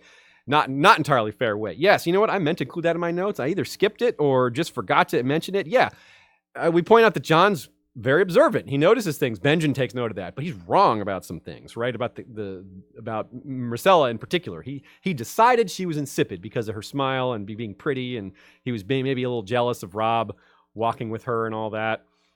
He had no cause to think of her as stupid or insipid. And as we learn later, Myrcella is quite smart. She's bright. She's very clever and kind of brave too. She's definitely the most outstanding of the three Lannister. Well, Barath, Lana, yeah, whatever they are. And it's funny that it's yet another judgment of a bastard by a bastard who's not a bastard, who doesn't know that the person they're judging is a bastard. I tell you what, you don't get the shocks as much rereading, but you get so many freaking inside jokes. Minch Forever says, have you noticed the nod to the greatest bard of the North in this chapter? Is he talking about Mance in that one? I'm not sure who he's talking about. Yes, Mance Abel was at the feast. Of course, yes. Yeah. So according to Mance Raider, yeah, those are three questions that I have bundled together all right there that are all related to the same thing. That's right. Violent Messiah 666, he says, yep, Mance/Abel was at this feast. And of course, Abel, important to remember, Abel is an anagram for Bael the Bard. Bael the Bard stole a Stark girl away from Winterfell. But there is no Stark girl to steal away from Winterfell. He was trying to steal what he thought was a Stark girl away from Winterfell, but that turns out to be Jane Poole. Fake Arya, in other words. Oops. And Scott Wortman, a.k.a. Bloody Ben Blackwood. Do you think George R.R. Martin already planned on Mance being at this feast, seeing as how he had a big role in the draft? I don't, because it's not... There's hardly any reference to it. I mean, you would think that he would maybe take note of the singer, or something like that. I think there's a mention of the music, but there's no one looks at... Jon doesn't look at the singer. That, to me, would be... Because there's so much wordplay and inside jokes here. He loves to reference these things, and there's just nothing to reference this singer. So there's nothing solid. So I think no, but it works as a retrofit because Jon's drunk and at the back, and how is he going to notice every single person at the feast? So it's okay. Bran missing is probably a bigger problem. John Hagee says Benjen has a nice vacation from the wall. He goes with the hunting party in Bran 2. Yeah. Brian Island says, yeah, the benefits of being the brother of the Night's Watch's biggest supporter. Yeah, he was wearing a jewelry too. He had like a silver belt and all this stuff. It's like, the Night's Watch is portrayed a little differently down the line here. But, if, on the other hand, if Robb had a peaceful administration as a king in the North, Jon might have gotten to come visit him after he, rose through the ranks a bit. Probably not when he was still under Alistair Thorne's tutelage or changing Maester Aemon's bed sheets. But, roads not traveled. We'll never know. Catelyn II. The best one to make a joke about from the first line. Of all the rooms in Winterfell's great keep, Catelyn's bedchambers were the hottest. The hottest? She's confident in her own sexuality, isn't she? Whoa. Nope, just joking. This is the chapter where Cat and Ned and Maester Luwin discuss the letter from Lysa, stating that the Lannisters killed Jon Arryn, and with that knowledge, debate whether Ned should accept the job as hand. And after that decision is made, who goes with, who stays, and the matter of Jon Snow. We also get a lot about the hot springs beneath and within the castle, and some backstory about Brandon Stark, a.k.a. Ned's brother. Winterfell's heat is a huge early element. Once again, I will repeat myself for at least the fourth time here and point out early plot elements put into place early on with the thinking that this would be a trilogy. Quote, the castle had been built over natural hot springs, and the scalding waters rushed through its walls and chambers like blood through a man's body, driving the chill from the stone halls, filling the glass gardens with a moist warmth, keeping the earth from freezing. Open pools smoked day and night in a dozen small courtyards. That was a little thing in summer. In winter, it was the difference between life and death. Yeah, life and death in winter, and winter is coming, as the Starks are wont to remind us, and as is a very key early plot point. Given the story elements in place so far besides those, though, the big one here is the extreme heat, standing out as a counter to the extreme cold the others bring with them. This is exactly the kind of detail I want to pay extra attention to on this reread. Endgame thematic stuff that hasn't resolved yet. The glass gardens are also introduced, and the idea that Winterfell has smoking hot pools all over is important because it implies that a lot of people can use them. Currently, it's Roose Bolton people and some Freys using them, but soon enough that could be Stannis instead. I do think it will be someone, though. I think we'll have a siege of Winterfell, though I don't think it'll be much like the TV version of the short night, rather, or at least it will be massively different. I do think we'll get a siege at Winterfell, and I do think the undead will be the besiegers, though. I just don't think it will be this final battle where the others are thrown back for good. And so that heat is a huge thing. And of course, that also speaks to the fires below the earth. There's some dragon symbolism there. The dragon hiding under Winterfell, which could be a reference to Jon and all that. Or just the heat itself as a symbolic notion, as life-saving. You know, it's the quote says that it's like lifeblood. So, and against the cold, that's exactly what it is. So that's something. But there's a little funny bit here that I'm not quite sure what to make of. It segues from Kat thinking about that. She's thinking about the heat, to thinking about Riverrun, her siblings, and it says, and so Ned rolls off of her. Wait, what? Was she thinking about her brother and sister while having sex? Anyway, I don't know. You're a man. You wouldn't understand. I'm not an incestuous man. I don't have a sister, but boy, if I did. So let's talk about the lies of Littlefinger, which is a great another example of the answer before the riddle. We hardly know who this dude is yet, just like Bloodraven, but they're pulling strings already. A box left on Lewin's table without anyone seeing who left it? Clearly an agent of Littlefinger, of course. But of course, the idea that Littlefinger had a spy or two in the king's party is like, well, of course he did. But it's still notable on reread because the first time through, you didn't know who that is yet. Like, you're not going to go thinking, of course, Littlefinger has spies in the king's party when you haven't even heard of Littlefinger, right? Like, that's ridiculous.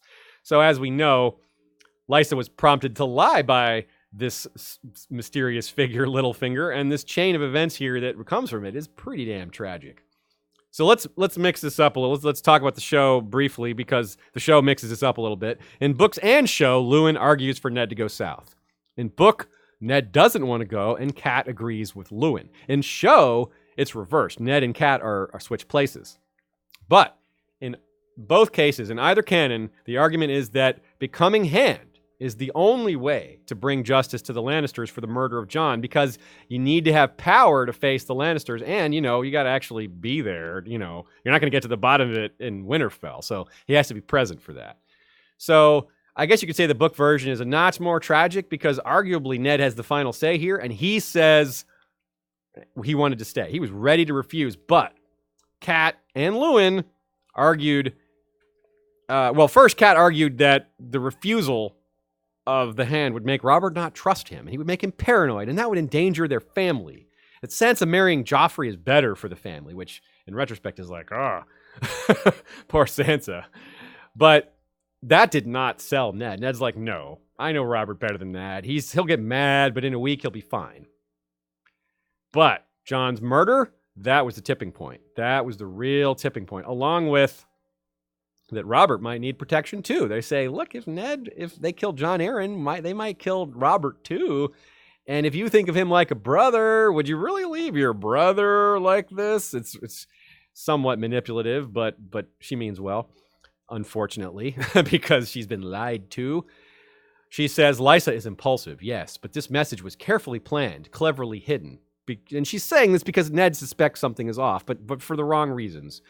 She knew it meant death if her letter fell into the wrong hands. To risk so much, she must have had more than mere suspicion.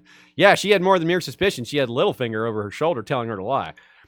Catelyn looked to her husband. Now we truly have no choice. You must be Robert's Hand. You must go south with him and learn the truth. Sigh. I don't feel, you don't blame Catelyn here. She was misled. She listened to her sister, and Ned was just as easily misled. Littlefinger's a really good liar. You can't blame people for being misled by a fantastic liar.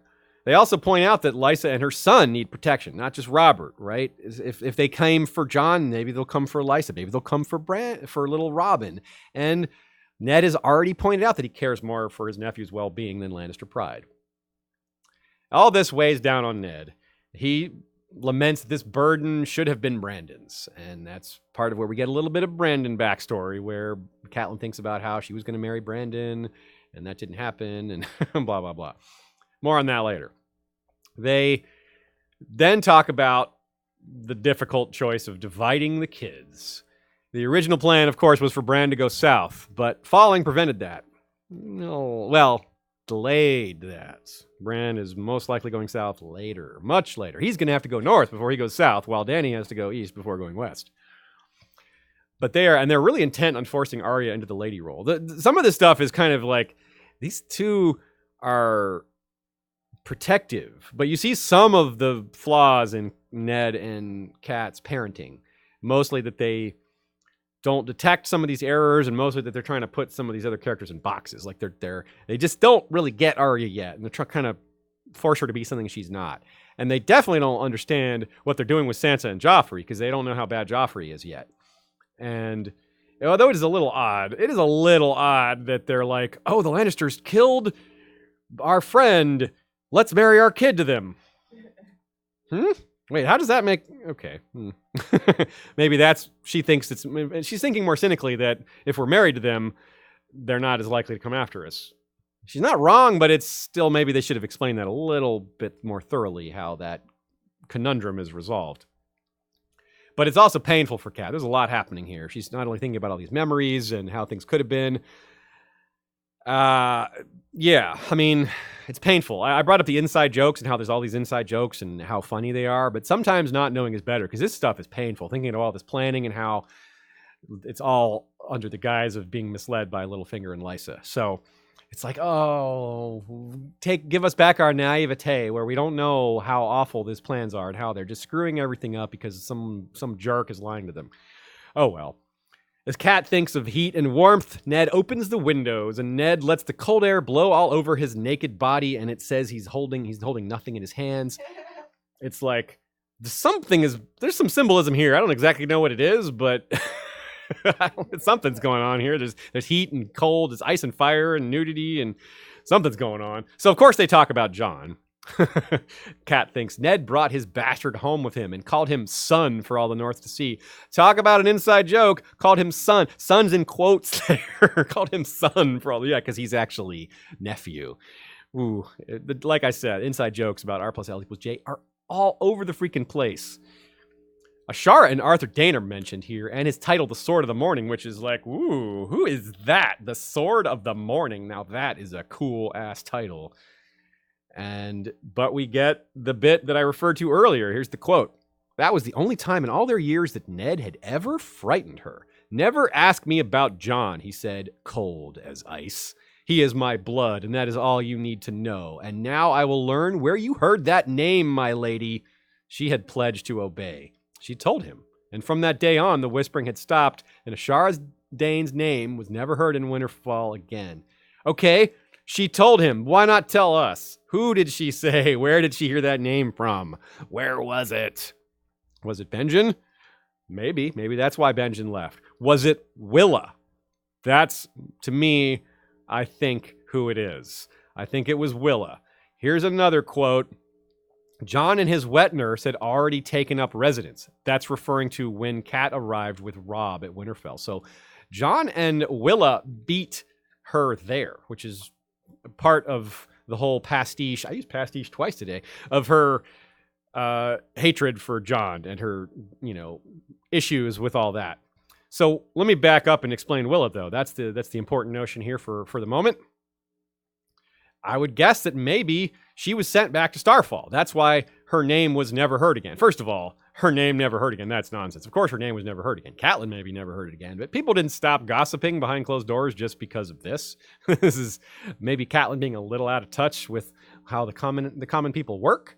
But anyway, I'm not just guessing here. Willa was sent back to Starfall. That did happen. We just don't know when. But this absolutely makes sense. And we do know that it happened fairly early on in her being at Winterfell. Here's how we know that. Edric Dane tells Arya that he is Jon's milk brother, meaning they had the same wet nurse, not at the same time. They didn't have them at the same time. Edric is over 2 years younger than Jon.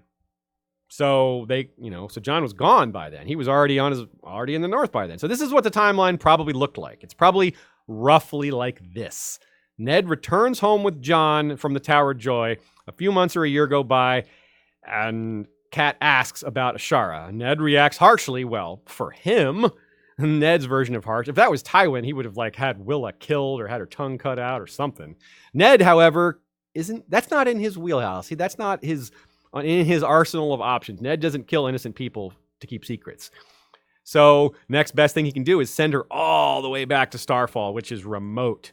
And he thinks, well, maybe she'll still talk down there, but the rumors going all the way from Starfall, which is an island, it is remote, all the way to Winterfell, maybe that's good enough.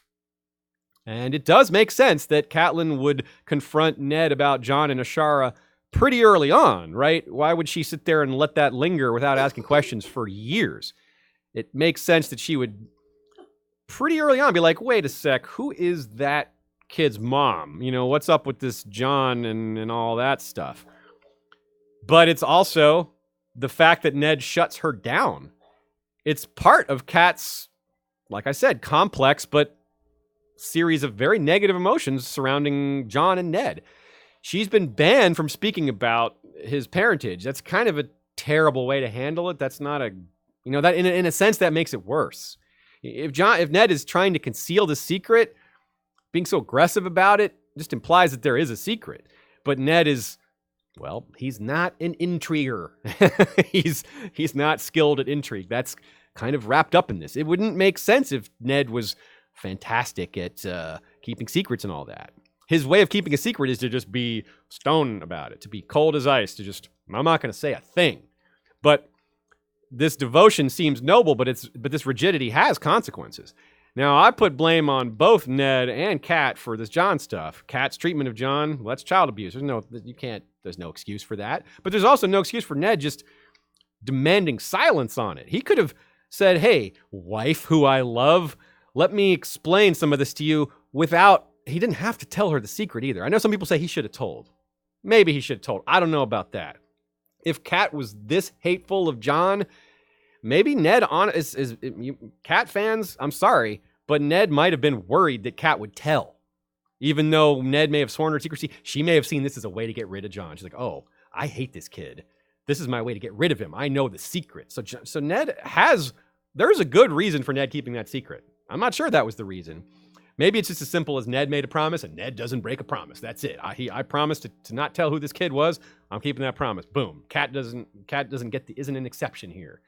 So there's a lot of wiggle room for different scenarios, but at the end of the day, he didn't handle it well. He didn't try to play peacemaker. He didn't step in and say, stop treating this kid so badly. If you're mad at someone, be mad at me. I'm the one who brought him here. I'm the one who's making him live with you. He's the innocent. In any case, it's resolved because of this Night's Watch scenario. And they were about to fight.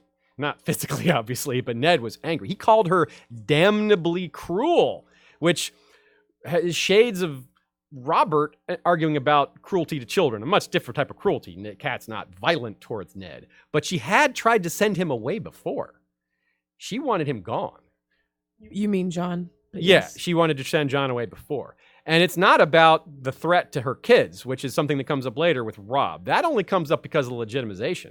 Because Cat specifically says, Ned could have had a dozen bastards for all I care if they were out of sight. They would have still been a threat, claim-wise, out of sight. So she wasn't worried about the claim issue. It's not about protecting her family. That's on her mind, of course. And it comes up bigger later when it becomes more urgent because of the legitimization issue.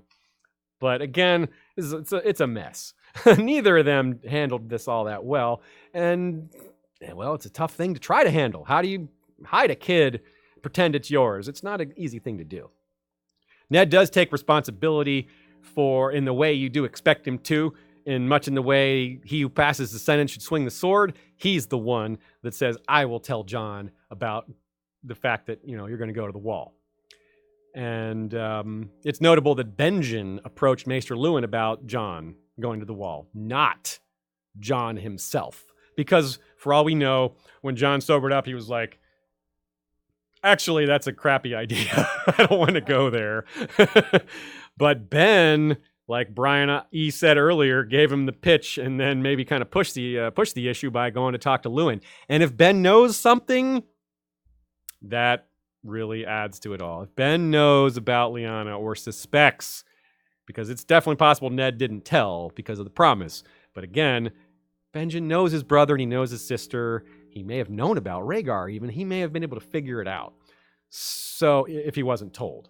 So, he knows about Jon. So saying, hey, maybe Jon wants to join the Night's Watch. This is the great solution. So, I definitely lean towards Benjen knowing, but we don't know for sure yet. So that did kind of save them from having this argument. Ned had raised his voice. He was mad, and Luwin comes in and is like, wait, y'all, don't get mad just yet. Night's Watch is an option. And Kat thinks how she could have hugged Maester Luwin in that moment. And so there's a lot to say there. And open question still, like I said, Benjen, Ashara, Luwin's role in all this too, whether he pushed things at all, I don't think so, but he's fair to consider. And of course, the heat and cold. So much to think about with that. This chapter was really big for that in that sense. And we've got Arya and Bran still coming. Let's keep it going. We've got a couple questions here for Kat. I will mention we are at the hour and 25-minute mark. Okay. For you, Aziz. Great. Good to know. Cat 2 Q&A here. Tyler C. and John H. chatted about Kat's pragmatism in our Facebook group. It was a very good conversation. And how she was groomed to be the heir for a while. That's kind of relevant here and how she thinks about some of these things. Because she was her father's eldest and there was no boy. And then Edmure was born and lived, and then that changed. And she was no longer brought to council meetings and all that stuff. How many years younger is Edmure again? It is not said. It's ambiguous, but it's substantial, like 5 or more. Okay, old enough for her to have, had some education and some understanding of that. Yeah, old enough for time to have passed, for her to be old enough to go to council meetings before Edmure was even born. Okay. Because she would have stopped going to council meetings when he survived past infancy, I suppose. Mm-hmm. Warren D pointed out the thing I brought up about Sansa and Joffrey, about learning Jon Arryn was killed by them, and they still want to go through with that. So, yeah, good catch there. These are examples of the kind of good conversations that are had during the Facebook conversations about each chapter. Brian Eidolon says, for Kat, sex is tied closely to childbearing. She wants to give Ned one more child at least, and prays for it. I could see her thoughts continuing to drift during coitus to family, which for her is Riverrun. Great point. I was making a joke about that, but Brian here brings it up in a serious regard that makes a lot of sense, thinking about family, and that is what she thinks about, wanting to have another kid and hoping the seed quickens in her and all that, and having another son. She thinks about how she's young enough for that. That's a really good point. I think that's entirely possible, and it definitely fits, whether or not it's what George's intent was. Derek Johnson says, Kat and Ned don't notice that Joff sucks, but the kids, minus Sansa and Robert, know his nature. Yeah, Jon notices his disdainful look and his pouty lips and thinks that that's not a good sign. And oh boy, is he ever right. Very true. But Kat and Ned don't seem to notice that. Maybe they're just too used to noble kids looking snotty and looking like they own the world. So maybe they don't notice that because it's too normal for their world. Where Jon, the bastard kept away from such things, is observant about it. Kyle L. says, Catelyn using Ned's love for Robert as a brother to do exactly what needs to be done is kind of like Varys getting Ned to make a choice between honor and Sansa's safety. Very true. Very true. Because Ned... Yeah, that's a great point. Ned is easily manipulatable that way. Not just Varys knows how to do it. Brian E. also says it doesn't help that Jon got there first, that Jon looks more like a Stark and Robb looks more like a Tully. Kat could see potential trouble on the horizon. Yeah, it's true. The threat to her kids isn't mentioned, but it is sort of alluded to in this sense that Jon looks like a Stark more so than any of her 3 boys, as well as looking more like one than Arya, or like Arya does, rather. So that is true. It definitely, him being there already, like she's all ready to move into her new home with her new son, who's the heir to Winterfell, and this kid's there already. It does not help. It does not help. And Ned, again, didn't do a great job explaining. Ray, Arya I. Arya's stitches were crooked again. She had best learn to keep those stitches straight if she wants the sails on her ships to be any good. She's got time still and doesn't even have her needle yet. A short, sweet, and somewhat simple chapter, but it does have a lot of undertones, a lot of inside jokes. Sansa talks about Joffrey. It's the first real piece we get from Sansa, because we don't have a chapter for her until next time. Her first chapter is a bit delayed compared to the other Starks. Arya also thinks about Sansa, loves on Nymeria, and talks to Jon while watching Robb, Joff, and others spar, while watched themselves by Sandor Clegane and Sir Roderick. So a few other somewhat important characters get extra backstory and introductions. Character, culture, and foreshadowing are all over the place here. The first time through, you take a lot of this info in, but it's hard to keep track of so many new things. And like I said, second time through, you're in on all the inside jokes, and there are a lot in this chapter. Stitches and needles, I brought that one up. Needle has been a part of George's plan for Arya since the very beginning. Needle is mentioned in the 1993 outline as Arya and her sword needle, blah, blah, blah, blah. So George has had plans for that for a while. And we hear more about what it means to be a bastard, this time from Arya's perspective, even though she's talking to Jon, so it's Jon telling her, but rather than Jon's point of view. And this is a huge part of the inside jokes. Sansa sighed as she stitched. Poor Jon, she said. He gets jealous because he's a bastard. Well, yeah, the irony there all over the place. Jon, not a bastard, but he does get jealous. We do notice that. But Arya gets jealous too. Sansa, that's one of the first things she's thinking about, that Sansa's older, does everything well, like speaking, dressing, and poetry, and of course is pretty. She looks like a Tully. But speaking of looks, Arya looks like Lyanna, and Jon looks like Arya. But it's never said outright that Jon looks like Lyanna, because that's getting us too close to the mystery, isn't it? But this is part of why Jon and Arya bonded, probably a bit. Not only is Arya a bit of an outcast in a sense, but they look alike. So there's a lot bringing them together. Now, of course, it's funny that Jon isn't allowed to fight with the others because he's a bastard, while Joffrey is at the center of attention at the training yard. So this should be reversed here. Jon should be fighting and the center of attention. He's the king, and Joffrey should be the one looking on like, Arya's 9, we find out. Robb is 14, and Sandor Clegane declares angrily and haughtily that he killed a man at 12. And Arya, well, she's going to kill someone later in this book. She's going to kill someone at age 9. She's the first Stark to kill someone. Well, not counting that. I mean the first Stark child. Ever. And to Clegane, Sir Roderick throws a little shade. Maybe? I'm not sure if it's his shade or not when Clegane's like, who are you training, boys? And he says, I am training knights. And well, as we know, Clegane is not one, never will be one. Well, probably. And yeah. So the Lyanna vibes for Arya are also present for when she runs off from the stitching lesson, and they're like, where do you think you're going? And she's like, I have to go shoe a horse, which Lyanna being the horse face reference was made earlier in the same chapter with Jane Poole. And of course, Lyanna is said to have that same face. We also get the mention of Nymeria, the warrior princess, but also a great sailor. So maybe that's foreshadowing. It isn't explicitly said what part of Nymeria Arya likes. It's just said that she likes Nymeria and that she was a warrior princess who led her people across the narrow sea. So there's the implication of sailing and all that, but there's also the leading and the warrior ring, which that part doesn't turn out to be true. Nymeria is not a warrior, but she is a commander. She's a military figure, just not a hand-to-hand combat specialist, so to speak. And she's certainly a princess / queen. And the wolf with the fish in its mouth line that we already addressed comes up here, and they laugh at it, and we think maybe it's funny at the time, but this is one of those inside jokes that's not funny the second time around because it has that tragedy. And this one, though, this is the one about foreshadowing that went from tragic to maybe not tragic and to being confusing. The longer you hide, the sterner the penance. Jon is telling her that she has to go face the music, face justice after running away from Septa Mordane. You'll be sewing all through winter. When the spring thaw comes, they will find your body with a needle still tucked tight between your frozen fingers. Arya didn't think it was funny. We don't either. I hope Arya is not found when the spring thaw comes with her body clutching her needle. No, thank you. But there's reason to doubt that as faux shadowing or false foreshadowing, one or the other. Meaning it could be intentionally misleading, or maybe it could be George changing his mind.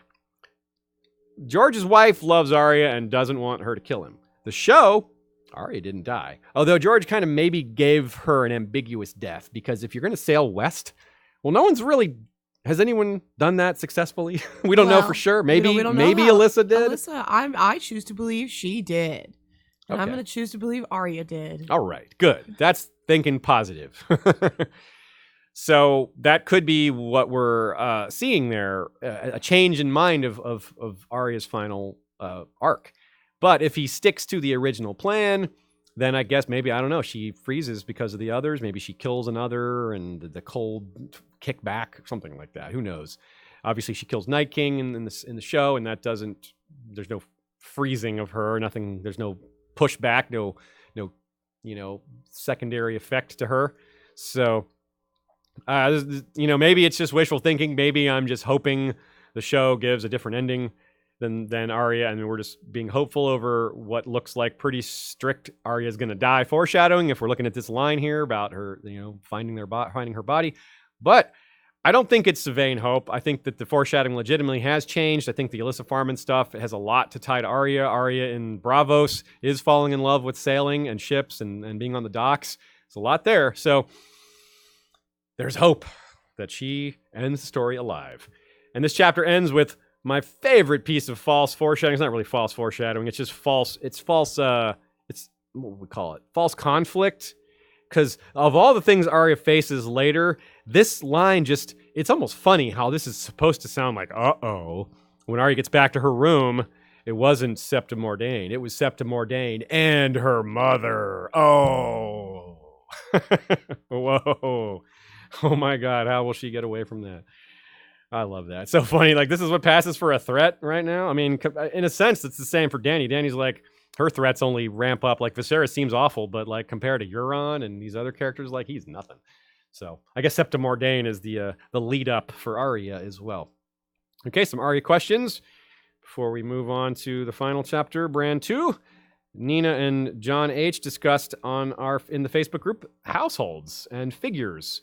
How Sansa is good at running a household except for the managing, or how she's not good at managing a household because of the figures part, and how Arya is good at that, and how that may be relevant to planning a large expedition overseas. but more relevantly, they pointed out, Nina and John, how she has spent time masquerading as a servant for Tywin when she's at Harrenhal, and how those two things kind of play in, how she could maybe run a household and how she's seen it from the servant's point of view, which gives a whole new perspective on how running a household even works. So that's interesting. I like that catch. I did not notice that on my own. Good job, guys. And from a Bork consciousness, I found it kind of disturbing that Arya low-key threatened to turn Nymeria on Septa Mordane when things didn't go her way. Yeah, see, people are looking hard for foreshadowing for Dany being a little dark because of what happens with her. But thinking about that can lead to thinking about other characters getting a bit dark. And no doubt Arya gets a bit dark. She turns into a killer. I mean, that's pretty damn dark. And she's the first one to kill someone. She kills a kid when she's a kid. That's not ideal for children, even in Westeros. And it doesn't mean we love Arya any less, but it's like, well, that's something. And I think she was joking about that, but maybe that's the kind of thing that she takes killing too callously later. That does happen in the show, and maybe that's the thing for her in the books as well. Maybe it's already happening in the books. The way she kills Darion is just kind of like, he deserved it. I killed him. I took his stuff. I would have been curious to see her at the execution that Ned killing. Oh yeah, That Bran saw. I would have liked to see what she thought about that. Good point. She's the like, only execution, "Ooh." and instead she got to attend Ned's execution, which is a totally different situation. All right, the last chapter for today is Bran 2. First line is, "The hunt left at dawn." There's a lot of things to be said about that. Bran is both excited and sad about leaving Winterfell. And there's a lot of foreshadowing for Greenseer Bran and King Bran. This is exactly the kind of stuff we wanted to look for. This chapter is full of such. It's also an early look at Jaime and Cersei, and of course, that's relevant in a way we never thought before because Jaime's the Kingslayer. Whew, the king thrown down by the Kingslayer. Right here. That is awesome. And there's so much of a look here for poor Bran. He saw too much of Jaime and Cersei, is what I mean. Jon Arryn comes up, and Bran goes down. Bran wants to be a knight, as we learn, and he thinks about the Kingsguard. But he only gets the no wife and kids part of the Kingsguard, but he gets the king part of the Kingsguard eventually. And this is all thanks to, or part of that anyway, thanks to, again, the Kingslayer. Quote, Bran knew all the stories. Their names were like music to him. Serwyn of the Mirror Shield. Music like a song of ice and fire? Aheyo. Serwyn of the Mirror Shield. Sir Ryam Redwine. Prince Aemon the Dragon Knight. The twins Sir Eric and Sir Arik, who had died on one another's swords hundreds of years ago when brother fought sister in the war the singers called the Dance of the Dragons. The White Bull, Gerald Hightower. Gerald Hightower, rather. Sir Arthur Dayne, the Sword of the Morning. Barristan the Bold. Okay, so that's big right there, right? We got all these kind of hidden references in the TV show. We saw how Serwyn of the Mirror Shield was sort of, or not Serwyn of the Mirror Shield, rather, but Simeon Star Eyes was kind of being like Arya. Serwyn is just an interesting figure who's a knight that shouldn't be a knight because he existed thousands of years before knighthood, so he's kind of a conundrum. Ryam Redwine's a bit of a reference to Barristan the Bold. They have a lot in common. Prince Aemon the Dragon Knight is a parallel to Jaime himself, as well as a bit of a parallel to Jon Snow. So there's all sorts of hidden references here. And we get another, and the Arthur Dayne mention is the second mention of him. So it's like, ooh, that's cool. I mentioned the Dance of the Dragons came up sneakily with Tyrion's eyes, but it's mentioned outright here. Bran sees Boros and Meryn, as in Sir Boros and Sir Meryn, guys who don't necessarily deserve those sirs. We don't know much about them, but now, again, we're in on all the jokes and in on all the insights. We know that Boros and Meryn are sorry excuses for Kingsguard, and frankly, so is Jaime. As Robb says, Jaime shouldn't count as a member of the Kingsguard because he broke the Kingsguard oath. And that is a fair point, but it all speaks to the Lannisters' just power, how they just dominate and they get to break the rules regularly with their sigil, with Joffrey having the Lannister sigil on there. And with the Kingsguard oath, Jaime being allowed to stay in the Kingsguard, not facing justice, and, well, doing things that they're not supposed to be doing that they later think that they should be allowed to do because of who they are. It's Targaryen exceptionalism all over again, but not Targaryen. The notion that Bran is fascinated with the Kingsguard takes on this whole new meaning, right? Wow, he wanted to be a knight, so of course he's going to be associated with the Kingsguard. I never just pulled that all together and thought about it as a foreshadowing for him needing his own Kingsguard. Man, that's sneaky. Speaking of sneaky, secret places are a big part of this chapter. There's quite a bit of description of the forgotten places in the castle. Reminds us that Book Winterfell, again, is far, far larger than how it's portrayed in the show. Not just that it's larger, but that there's parts of it that are abandoned and kind of forgotten and that people don't know that much about. But Bran knows about them. And from high above, I've called this little section that I wrote, quote, Bran had been marking the days on his wall, eager to depart, to see a world he had only dreamed of and begin a life he could scarcely imagine. Yet now the last day was at hand. Suddenly, Bran felt lost. Huh.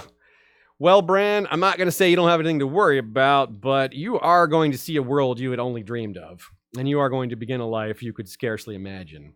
A whole new world? A whole new world. You can say that twice. Or you can say it thrice if you like.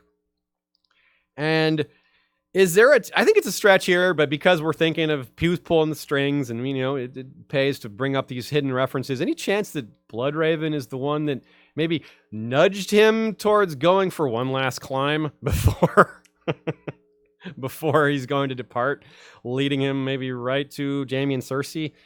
Maybe. I don't know about that. That might be a little much. But it's cool to note some of these little details that Bran is also frightened of the heart tree. Trees ought not to have eyes or leaves like hands. And that Bran climbs barefoot, which, well, he's not going to do that again. Quote, Bran could perch for hours among the shapeless, rain-worn gargoyles that brooded over the first keep, watching it all. The men drilling with wood and steel in the yard. The cooks tending their vegetables in the glass garden. Restless dogs running back and forth in the kennels. The silence of the godswood. The girls gossiping beside the washing well. It made him feel like he was lord of the castle in a way Robb would never know. In a way even Robb would never know. Well, that's for sure. Robb is definitely not going to know what it's like to be a king like he'll be, a green seer king. But look at all that. Looking down on the world, men drilling with wood and steel, vegetables in the gardens, cooks tending, restless dogs. He's above it all. And it seemed like the first time you read it, it's like, that's cool. Little kid looking down on stuff. I'm not sure if this means anything. Second time through, it's like, oh, green seer foreshadowing. He's looking down on the world like he will as a raven. But third time, fourth time, whatever time this is for you, I don't know what time it is for me. But I did obviously considering the king foreshadowing now, and it's like, oh, this fits so well together. It's both. It's king foreshadowing. It's green seer foreshadowing. It's green seer king foreshadowing. This is how he will be. This is what he can do from his throne, whether it's a weirwood throne, the Iron Throne, or some new throne on the Isle of Faces or somewhere else entirely. He can close his eyes or not and just see where he will. And he can see the men drilling with wood and steel in not just the Winterfell yard, but in yards of castles all over Westeros. He could do the same things using his powers that he is going to acquire later in the story. But this talk of being above everything and of getting to know everyone and knowing things that nobody else knows, secrets that only he can see. Well, it's because he's a little boy that can climb here in this first chapter, but later it's because he can literally see things that no one else can see, including things that have already happened and including, in some cases, things that have yet to happen. Another quote here. He liked the birds, the crows in the broken tower, the little tiny sparrows that nested in cracks between the stones, the ancient owl that slept in the dusty loft above the old armory. Bran knew them all. It's overwhelming when you think about it as Greenseer King stuff. It's like, yeah, he'll know them all even more when he can see them in his mind whenever he wants and see to places that no eye can see. And the crows, of course, that's more Greenseer stuff. That's leading us towards that. But getting to know everyone, getting to know every subject, that's a lordly, kingly thing that Robb ends up doing later and that Ned teaches him to do. Get to know your bannermen, get to know your realm, get to know all that stuff. Well, indeed, Bran is doing it in a way Robb would never know, not even Robb. I could geek out on just this chapter, I swear, for the full 2 hours.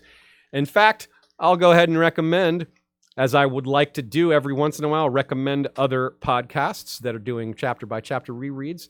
I'll start off by recommending one of the first chapter reread podcasts that has ever existed. That's a podcast of Ice and Fire. And they aren't only a reread podcast, but they have done a lot of podcast rereading. And Ashay and I have both done guest appearances on their show.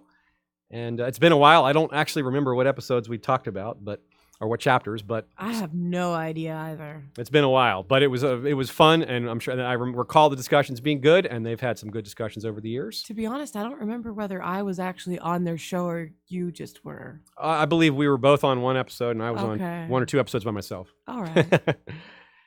And continuing, secret ways, not just looking into places that he can see that no one else can see. Just as Kat's chapter gave us a subtle preview to a winter siege by talking about the hot pools and things like that and how it's the matter of life and death during winter, Bran gives us some ideas as well concerning things that might not work out so well, like hidden access points and secret passages that, undead could sneak through or get through or emerge from the crypts or whatever. This is more scary, even though it's presented in this nice kind of, oh, look at this little kid who knows the castle really well. It's so lighthearted, but it's not. This is a good example of something that is darker the second time, but also more fun. It's just so different. in general. Here's the quote. And he knew you could get inside the inner wall by the south gate, climb 3 floors, and run all the way around Winterfell through a narrow tunnel in the stone, and then come out on ground level at the north gate with 100 feet of wall looming over you. So in other words, you're not all the way inside the castle, because it's easy to forget. Again, if you envision show Winterfell, stop, don't. It's fine for the show, but it's so different in the books. Winterfell has multiple 2 walls, the second one taller than the first, and they're huge. So I'm not so sure whites are going to be climbing that. Maybe they will. But I have some skepticism there. But this line here is huge. Even Maester Luwin didn't know that, Bran was convinced. He's so sure some of these secret passageways are hidden and unknown that even the most knowledgeable person in the castle, that's why he's thinking of Luwin, the guy full of wisdom, the guy has all the knowledge, even he doesn't know about this. But of course, Maester Luwin is wrong about a lot of things with regard to green seeing and magic and all that. More of the quote.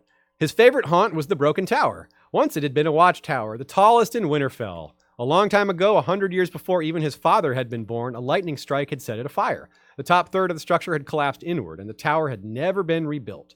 Sometimes his father had sent ratters into the base of the tower to clean out the nests they always found among the jumble of fallen stones and charred and rotten beams. But no one ever got up to the jagged top of the structure now, except for Bran and the crows. So he starts to hear Jaime and Cersei's conversation in a minute, but that conversation is almost unimportant. We'll talk about it in a second. What's more important here is some of these hidden details and the continuing exploration of these themes of kingliness and secret places and getting to know all the little ins and outs of your realm, whatever your little realm is. In this case, it's Bran's younger person version of what will be a much larger realm for him to explore and rule over and watch over much later. But now it's just Winterfell. But it shows you just how well he gets to know it, which is positive. If you're really on top of your game, you notice this quote. Anytime you get a timeline quote, even if it's vague, if you're really on top of your game, you have an idea of when that was. If you're really, really on top of your game, you know exactly what era that was. So what I'm referring to, this line, a long time ago, 100 years before even his father had been born. Okay, his father was born in 263-ish. I think it's 263 because he said he's 35. And this is 298 for this first chapter. 100 years before his father had been born is, 163. Of course, this is not meant to be a literal 100 years. So let's add 10 to the front and 10 to the back, give us a 20-year range. So 153 to 173, roughly, this lightning strike happened, probably. That would be the time of 153 to 157 is Daeron the First, the young dragon, Robb's namesake. And then it becomes Baelor the Blessed after him. Oh, sorry, not 157, 161. Baelor the Blessed is 161 to 160, or 170, and then 171, and then Viserys the Second has the throne for less than a year, and then Aegon the Unworthy takes over, and that's a whole nother story. But it is fun to note that Aegon the Unworthy is a parallel to Robert Baratheon, and Robert Baratheon's and Aegon the Unworthy.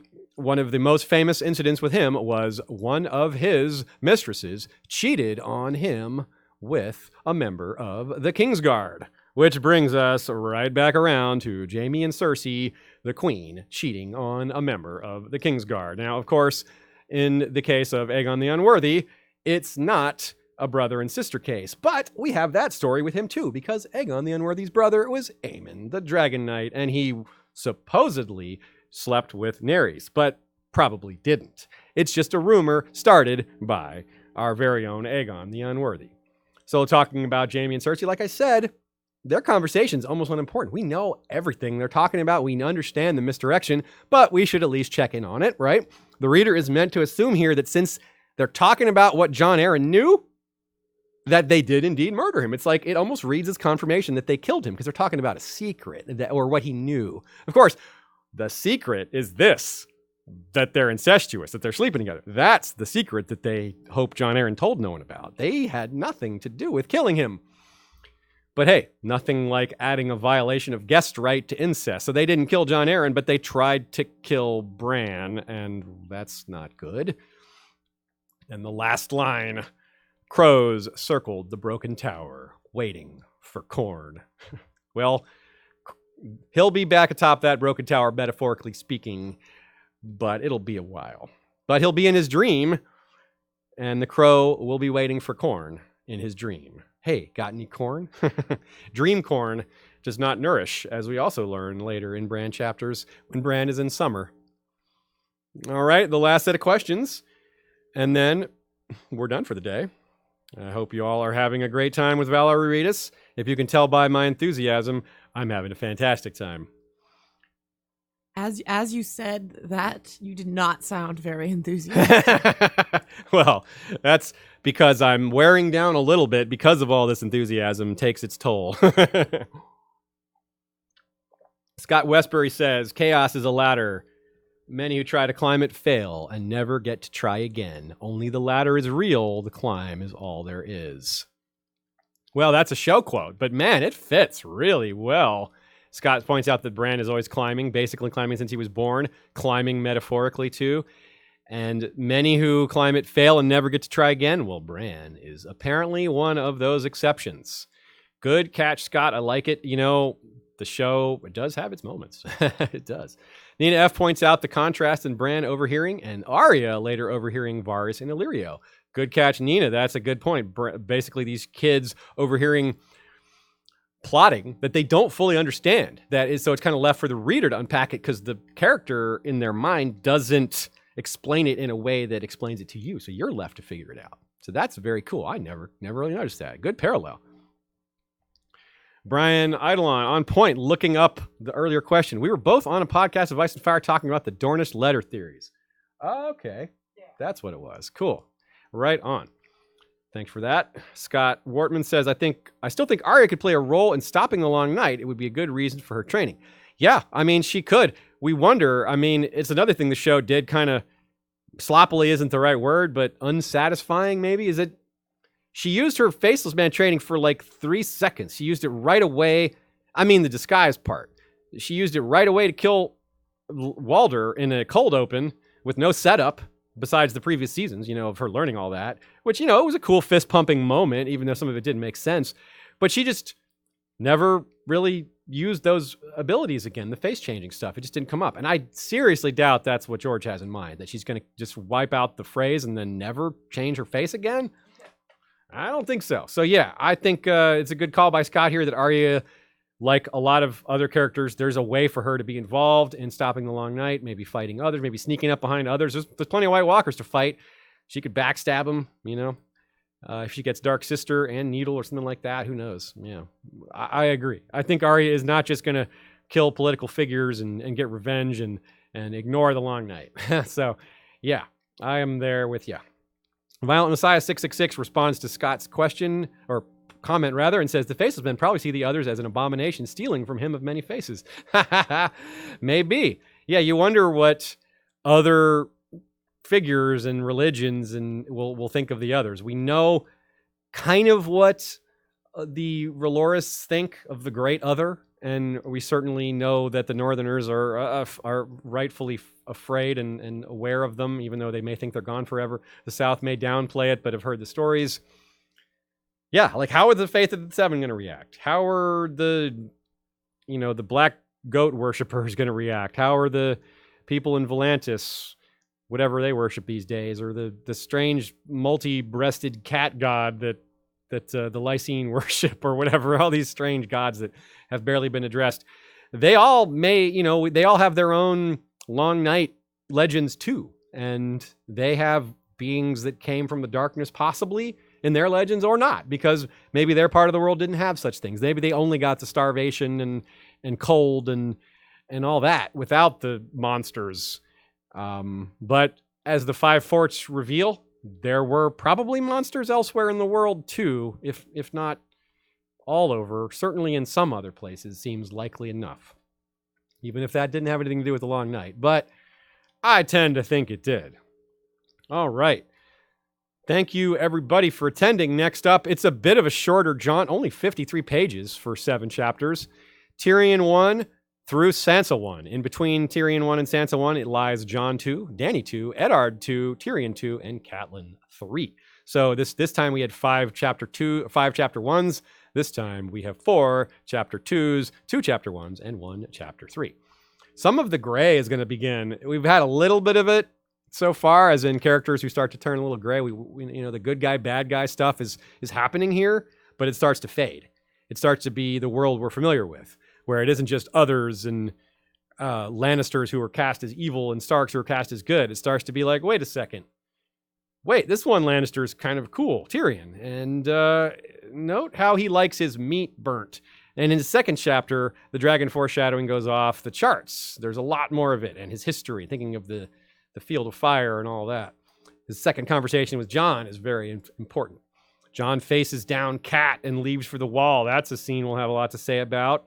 Lots of feels, some good, some bad. Real quick, I just want to say with that whole thing about it, the foreshadowing with how Tyrion likes his meat burnt, Yeah. Picture King's Landing gets burnt. Tyrion smells the burning flesh, just charred, and rather than it making him hungry, instead he becomes a vegetarian for life and is now Sean's favorite character. Yeah. That's a theory.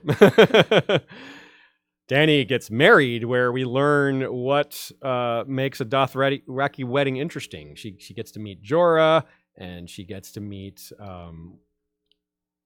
the Blood Riders and all this other stuff, and it's really quite something. And she gets to have her wedding night, which is also really quite something. And Ned goes to ride with Robert hunting, and the name Willa comes up, and with it, questions. And Cat faces her grief and a burning tower, library, and the cat's paw dagger, and realizes just how awesome the direwolves actually are, whereas at first she wasn't so sure. Sansa is introduced, not in the best way, really.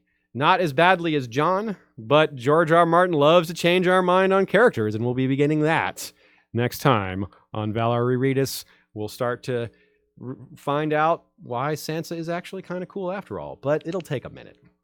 Somewhere in the great stone maze of Winterfell, a wolf howled. That is Tyrion 1's first line. That should be where you start your read if you're reading along with us.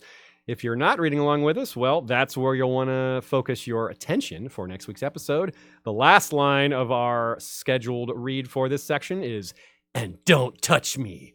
And think of Jack Gleason saying that if you watch the show, because, man, Jack Gleason nailed it.